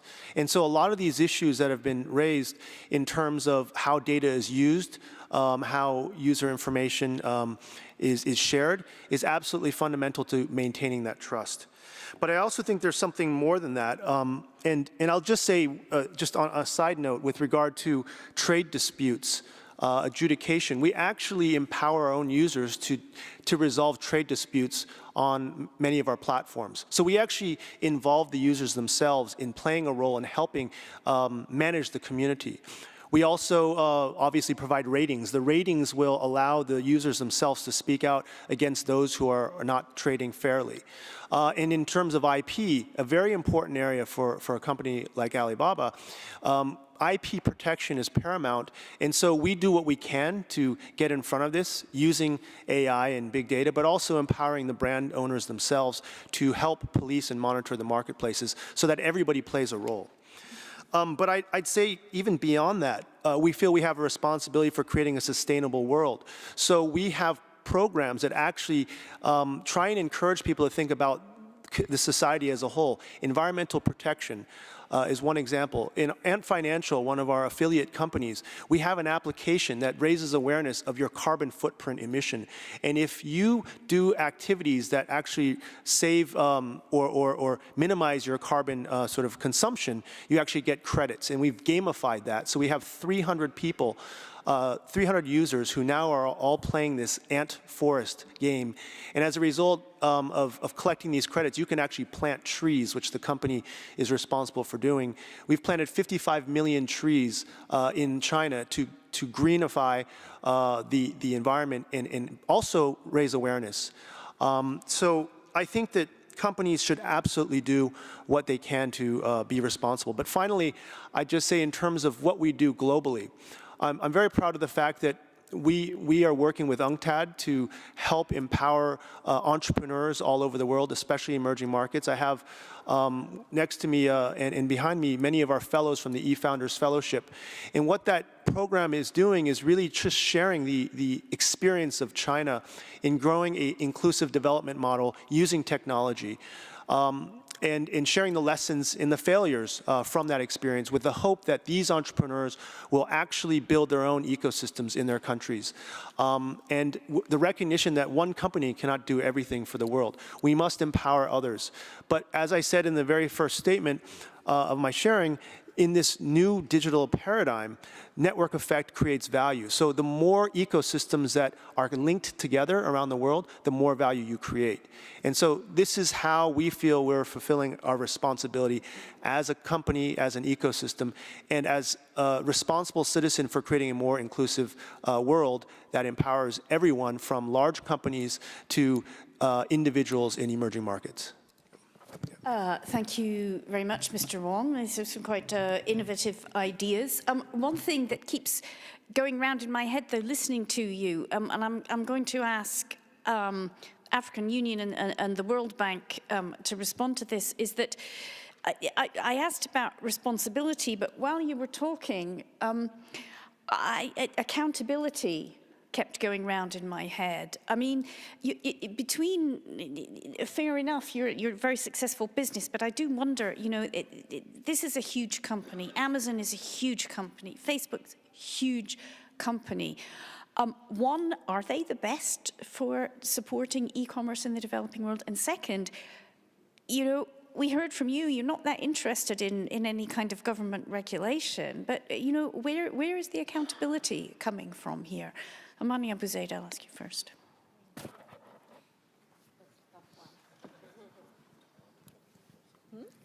I would say it's a tough one. Are they the best? Is Facebook or Amazon? Are they the best for e-commerce? I don't know. It all depends on what is our response? Do we come up with something that is as good or better? Or more adapted to our context? This is where the challenge lies.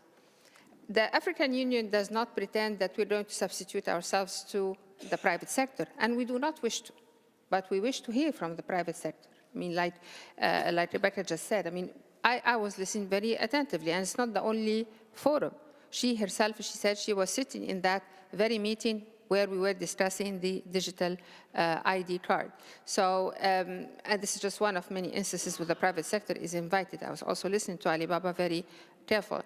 So the idea here is not whether it is Amazon or is it Facebook, is it whether we have the capability of producing something or a platform that is adapted to the African context by African in our language, with our content, with our products, or somebody else's product. Sorry? And our values. And our values, indeed. indeed, whether we're having this or not. And that's the real question. What does it take for us to get there? What does it take for our countries to get to the level and our people to get to the level where they are able to grow, they're able to develop programs, and we are open also to sharing and learning from other experiences and expertise, and why not adapt some of the existing models or platforms. I know that Alibaba is setting a hub in Rwanda and is working with us. I know that also several platforms are being developed by the UPU across the country, but that's all good. And the idea here is a platform or instrument that is adapted to Africa for African context, in which that allows us to trade among ourselves, but also trade with the world. I'm not chauvinistic when it comes to a particular brand or a particular name. Everyone comes, each of these platforms come with pros and cons. The idea is, what is it that you're willing to take in and to take forward for our people, and what does it take for us to get there? But the African Union does not substitute itself to the private sector or the dynamics of the market. It helps with the vision, the strategy, the policy, the continental response. Remember that this is the entity, the continental entity in Africa that works at the level of the continent. So to harmonize the policies across the countries, to make sure at least that we are able to see things the same way, but the way that we are seeing the policies right now, we have 55 policies, we have 55 countries with 55 policies for each and every sector and for each and every aspect. So the idea is to harmonize, to have something that is unified and harmonized, and to allow us all to work together, but also to interact with the world. Boutheina, can I bring you in? Thank you so much. So I think the key question is, what is the role of the government versus the role of the private sector? And I think there is not a clear answer to that. I think it's a debate, and I think the debate will continue. And I think what would be very important for us is to go back to something very simple.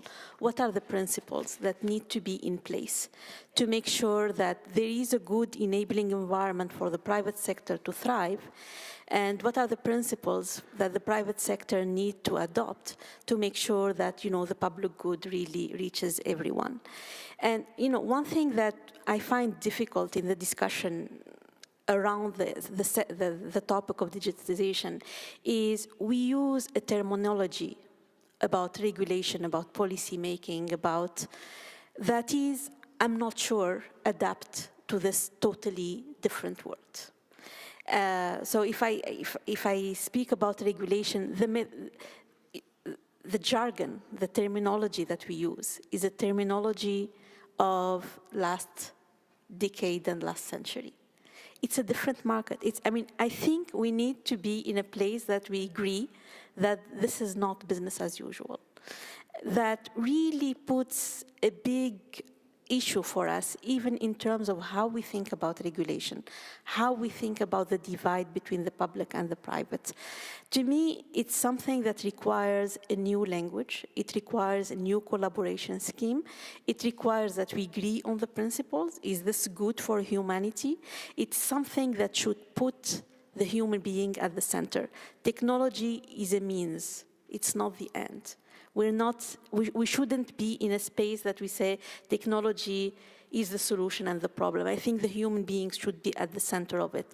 And the whole discussion about policy and regulation and where the government role should start and where should it end, we need to agree that it's a new language. We're getting the element of it, but the debate is not closed. Mr. Kituyi, and then I would still like to come back to Malavika because she was waiting. I want to talk to that issue and clearly disagree. Brian Wong, the vice president of Alibaba, is a very savvy person. And you listen to him, you will see that the corporate sector behaves in a real good way. I very much appreciate what Alibaba has been doing, even in our partnership, leading by example. But that's not a complete narrative about what the corporate sector is capable of doing or even does as a sector. I listened to Rebecca first, and you know, Rebecca may be from Africa originally, but she's from San Francisco. And the reality about Silicon Valley, it has a very strong community of libertarians who look at the miracles of success and triumph of technology and say the state is an impediment. We can self-regulate. We can be able to do some things for ourselves.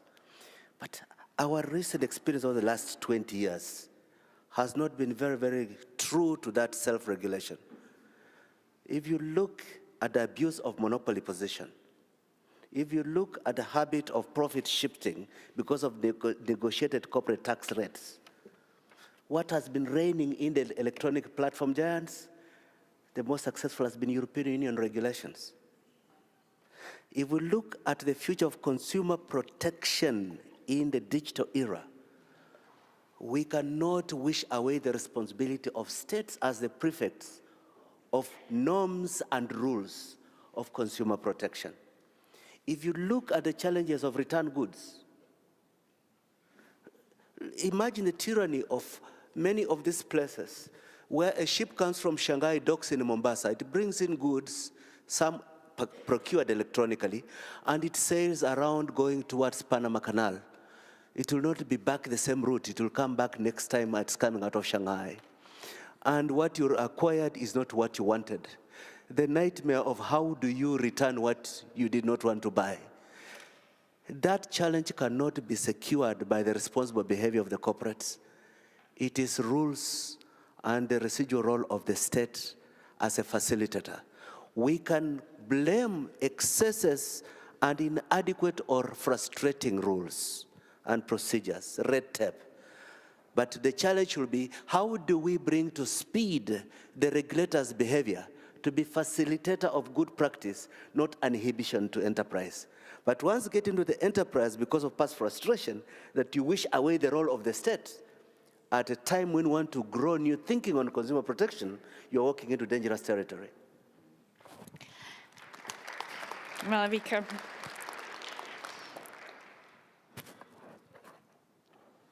I'm very moved by hearing that. I almost can't speak. Thank you. I was going to say exactly something very similar, which was around this idea. We look at regulation as if it's a monolith, and we look at it as if it's always pejorative. If we didn't have regulation and laws around health and safety, around driving, around who can be on the road, around what medicines need to look like, what food standards are, what would we be? So I think this idea that all regulation is terrible and the government should just stay out of everything is, as the Secretary General says, a really dangerous idea. So I would really push back against this, a very flat idea of all regulation is bad. I also think that being slow is actually a wonderful thing. And I don't just mean it from a very Silicon Valley move fast, break things retort, but also when you're waiting for a market to develop or a new technology to emerge, you don't necessarily want to go and regulate it out of existence. You want to allow innovation. You also want to wait and see what are the effects that you want to regulate and legislate against. So I think a bad law that comes out very quickly is going to be as terrible as a law that doesn't come about. So I think this whole narrative of, policymaking 2.0 versus technology 4.0, I think that can actually be a very empowering good thing. You wait for things to develop before you decide to do something, because acting quickly also has adverse consequences. And on Mr. Wong's point about network effects, I think network effects is exactly why all the things we're talking about matter, because you cannot leave. I think of platforms as Hotel California. You can check out, but you can never leave, right? It's exactly because of network effects that it can cause exclusion as much as it can cause inclusion. I can't leave, or if I can leave, I can't take my data with me. So I think unless platforms allow for the kind of data portability and the kind of portability of reputation through the scores, I think you are going to have exclusion as much as you're going to have inclusion. So I think seeing it as purely a positive good is a very narrow view of things. And on Rebecca's point about values, I think much as I love the idea that we want everything to be local, respectful of culture, tradition, heritage all around the world, and that these things are diverse and for a very good reason, I think the reason we keep coming back to the rights framework is that it's universal. There is something deeply human, deeply universal, applicable everywhere, without having to horse trade around whether Asians have an idea of privacy or an expectation of it, because I think the reason rights matter so much is because they are the ceiling. They are not the floor. And if we leave companies to set the rules of the game, we are going to aim for the floor.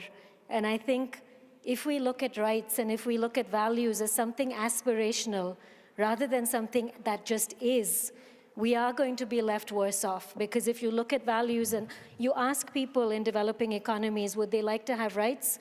Or would they like to have food on the table?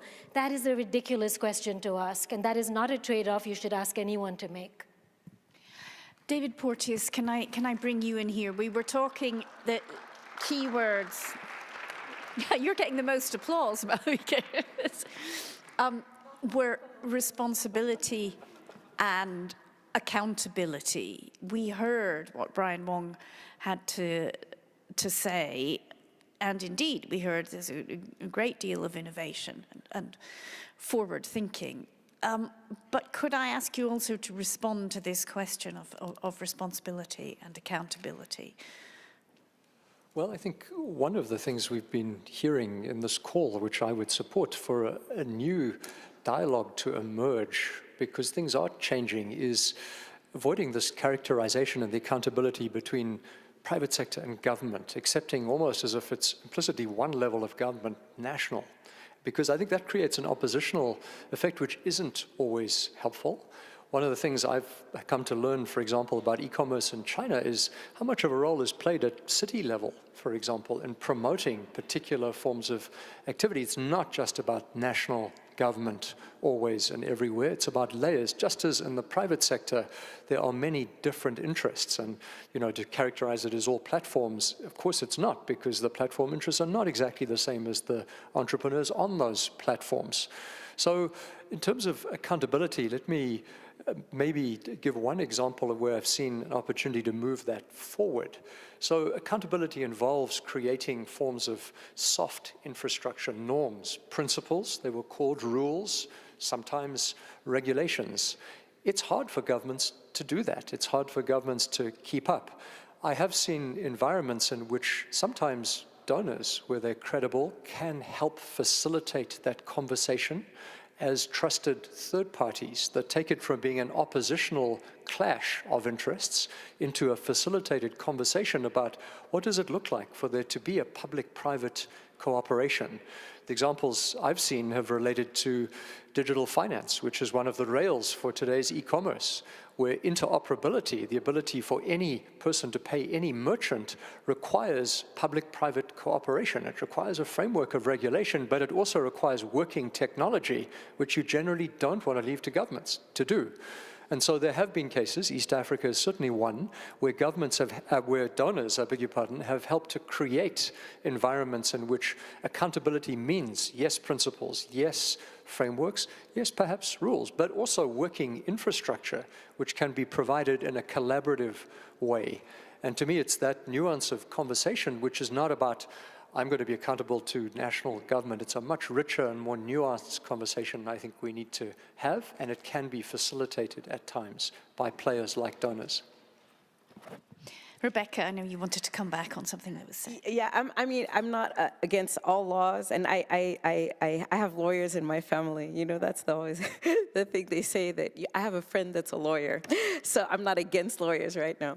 But yeah, I think that our experience as entrepreneurs on the ground, you will talk to any entrepreneur, pick up any entrepreneur at any level and ask them the role that you want government to play. You will not hear a single one say, oh, I need more government regulation. I think it's the nature of who we are. It's not about Silicon Valley. It's about the nature of the entrepreneur, the nature of seeing the world in a very different way, of seeing the world as, why are we doing this? Why does it even work like this? There's a much better way to do this, and let me start to build that. It's about it's a huge sacrifice. And I don't know if people realize this is, most entrepreneurs in the developing world, we're not talking about Silicon Valley. We're talking about huge, enormous sacrifices that you make to build a business. You're taking immense risks, and you're not getting funding that you see in the developing world. And so it's a very lonely experience to want to build a technology business in the developing world. And I think that what we see often from our governments in response to our adventure, our journey, is not positive. You know, you can't, how many times do African governments shut off the internet? You know, there's an election, let's shut off the internet. And so that you know, how often does that happen? It happens way too often. In Cameroon, the entire internet was shut down for 93 days. 93 days on the English-speaking side of the country, where the epicenter of the tech ecosystem exists.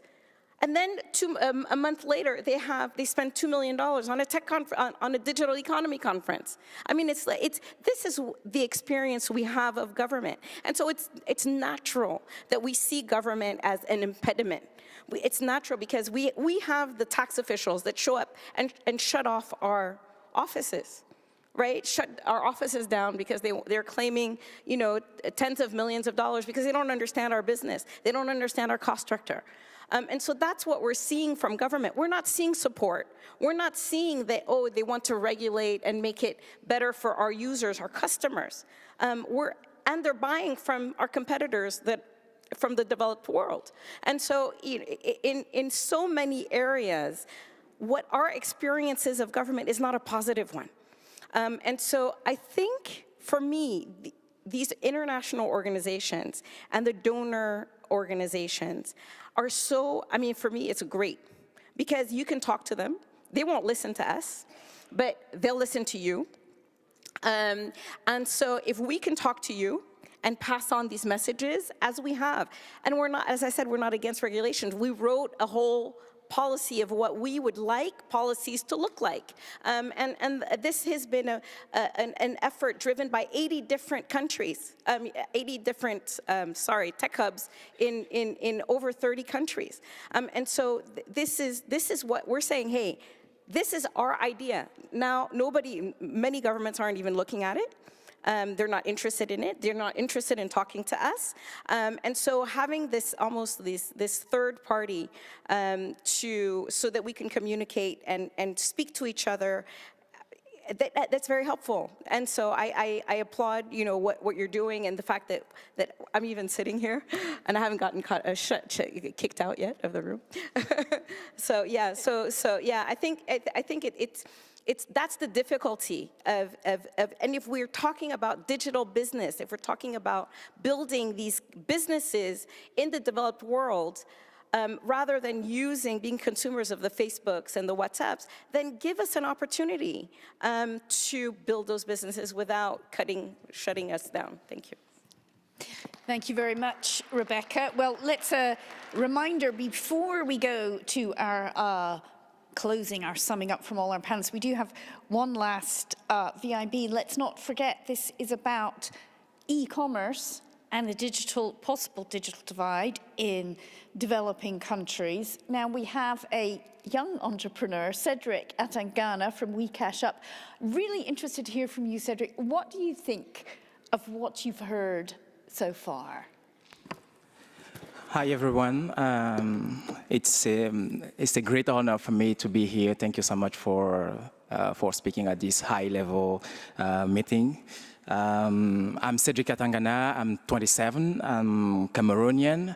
I'm CEO and co-founder of We Cash Up, which is a Pan-African payment gateway that enables online e-commerce companies to accept all the existing payment solutions available on the African continent. Africa is 1.2 billion people, but we are 54 countries with more than 155 local mobile payment solutions.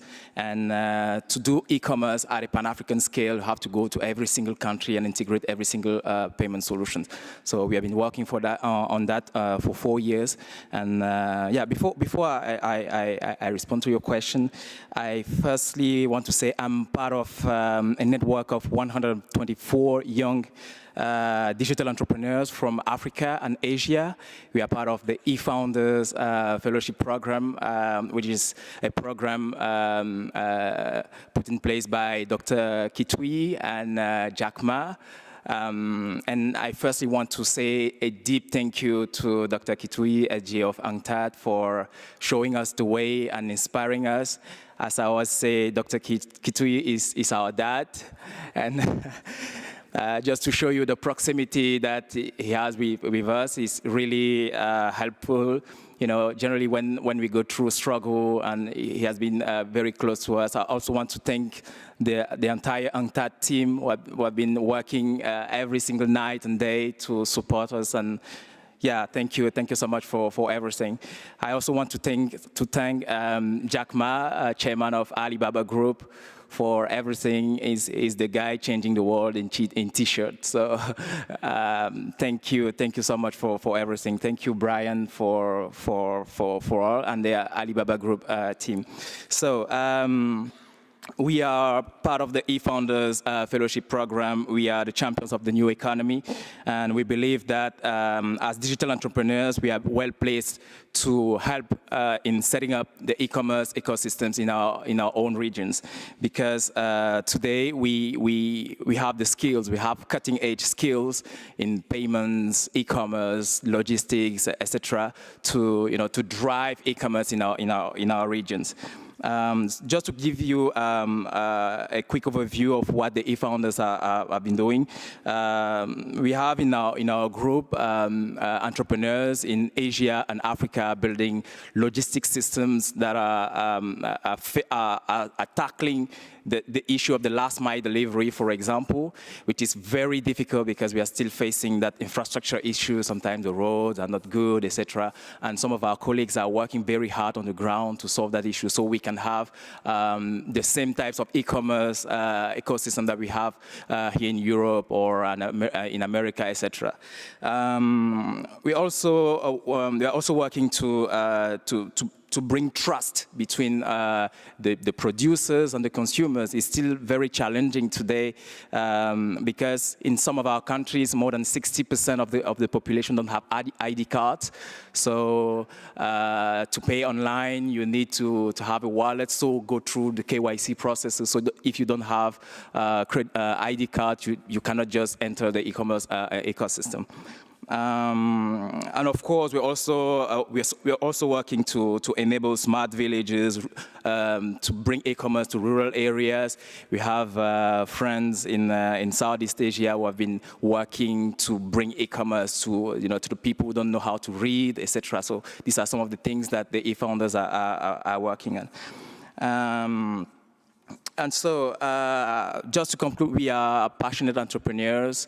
We are backed by the best organizations in the world, UNCTAD, Alibaba, and many others. We, as Jack always say, we are small is beautiful, small is powerful.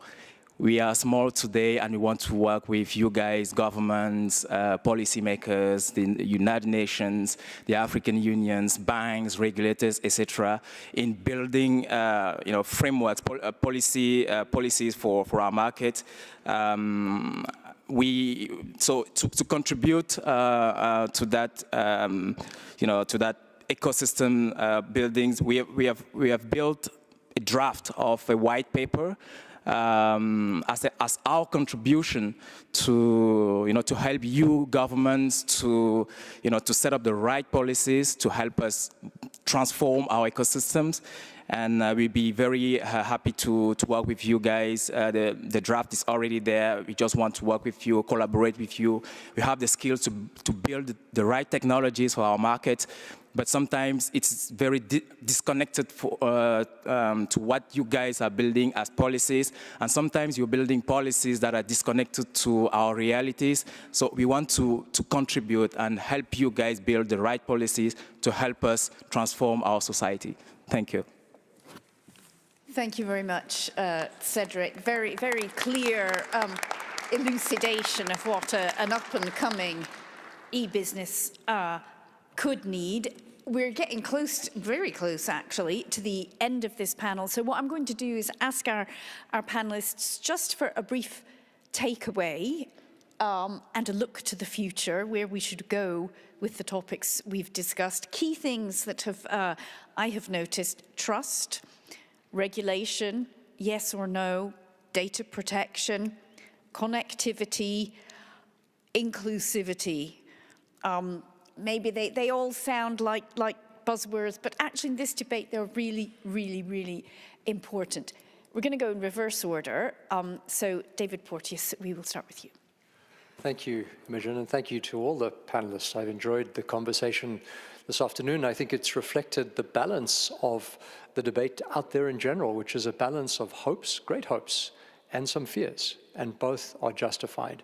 I guess for me, the one thing I take away, the one thing we know to be true about technology, especially digital technology, is this law of amplification. Right? It doesn't work by magic. It takes things which are good, makes them better and bigger. It takes things which are bad and makes them worse and bigger.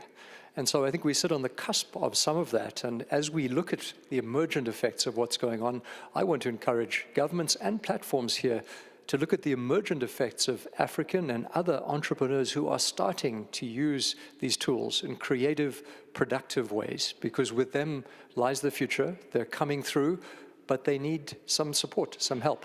And that's the message I would leave with. Thank you. Thank you very much. Malavika, closing words from you. I think panels like this always end you forced into two sort of stereotypes of positions, and I think that's interesting and provocative. I'm sure we're in violent agreement about things off stage.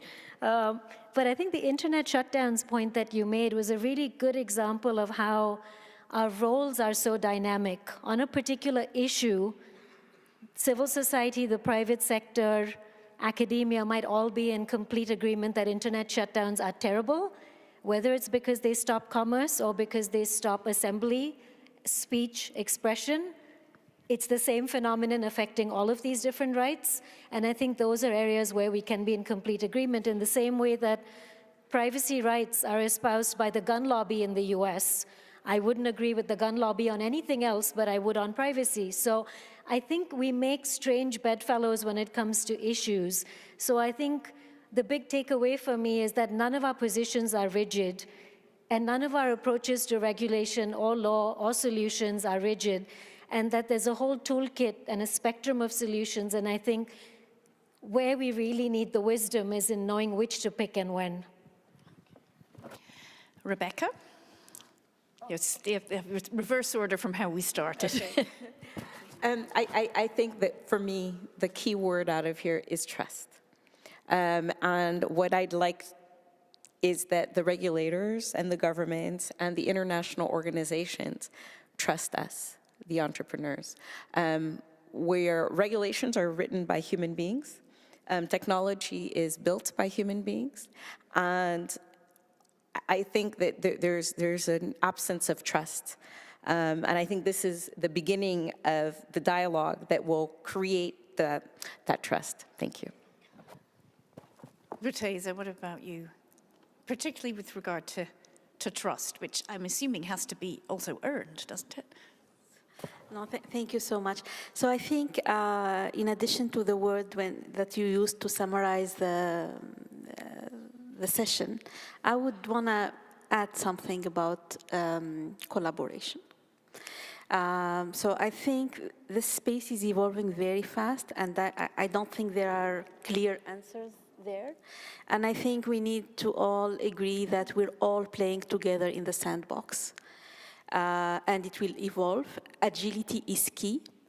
that, you know, we test things and then we agree if they are not working well that we need to revisit.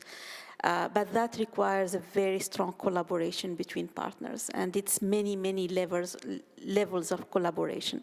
Collaboration between the public and private. I think each one is using a different language, and we need to get close to a common language for this space. I think collaboration within governments between the many ministers that are all of them dealing with digital, but they're still not singing the same song. The Minister of ICT versus the Minister of Finance on issues related to taxation, the Minister of Health, the Minister of Agriculture. So that's a language of collaboration that we need to have. Collaboration between partners, you know, partners in development. So a big C for collaboration, I think, will get us to a better space on this sector, which, you know, is transforming everything, creating opportunity for all, amplifying the voice of many people, but we need to look at it with big eyes open in terms of risks that need to be addressed also. Amani, Abou-Zeid. Thank you. I think I started by saying I'm optimistic, and I am more optimistic now at the end of this session as I was at the beginning of the session. One, because of this multitude of voices, ideas, insights, issues and challenges. We are working and we are dealing with a highly fast and evolving sector, technology, instruments and means. And it is vital and crucial that we listen to each other in order to ensure that it brings the benefit and that we, as much as possible, avoid the threats and eventually the risks. There are several and lots of initiatives that are being carried out by all of us, either collectively, some are joint initiatives, some individually, and there are many more with some present here and others. And I think the ultimate goal is the well-being of people. And I liked very much what Boutheina said earlier. The question here is not whether it's technology, whether it's a private sector or government. It's the people at the center of this whole thing who should not only to navigate, but also to guide the way forward. So I am optimistic. It is not easy. It is moving very fast ahead of us. We're trying sometimes to catch up and do the best that we can as institutions, sometimes as regulations, but I think a government official would say the same thing. We're trying our best. Some of us are still analog politicians, as it was said earlier. We're trying our best to catch up, not to hinder the private sector or entrepreneurs, no, but also to ensure the well-being of people, to ensure that other aspects of the economy are growing as fast and are growing as fast. Digitalization provides huge opportunities for the African continent, and we're very happy with that. With that comes also some major issues, and we're trying our best to address them, and I thank you. Well, thank you all. We are going to call on you, Dr. Mukhisa, to sum up. Thank you. I should say thank you first to UNCTAD for hosting this panel, which for me personally has been absolutely fascinating. But for our final words, Mr. Kituyi. Okay, thank you very much. First, for us at UNCTAD, we could not draw conclusions in an introductory session. This session has been opening up the issues that are going to be discussed for the balance of this week. So I want to start by expressing appreciation to you, Madam Moderator. My appreciation to my team for putting together a team predominantly of very clever women. And unbeknown to a lot of our audience, Amani Abou-Zeid could not let a broken foot stop her from coming to this discussion. And thank you very much for walking through the pain to be here. I want to express our appreciation to all our partners. Welcome to the eCommerce Week. This is a conversation that has to continue. We'll make our comments about the way forward on Friday. And thank you very much, everybody on the panel and in the audience. Okay, well, thank you all for being an attentive and patient audience. Thank you to our government ministers and business experts also at the front for your input. But above all, thank you to our panelists who've really been fantastic and brought an amazing perspective to such an important debate. And I wish you all a nice evening in Geneva.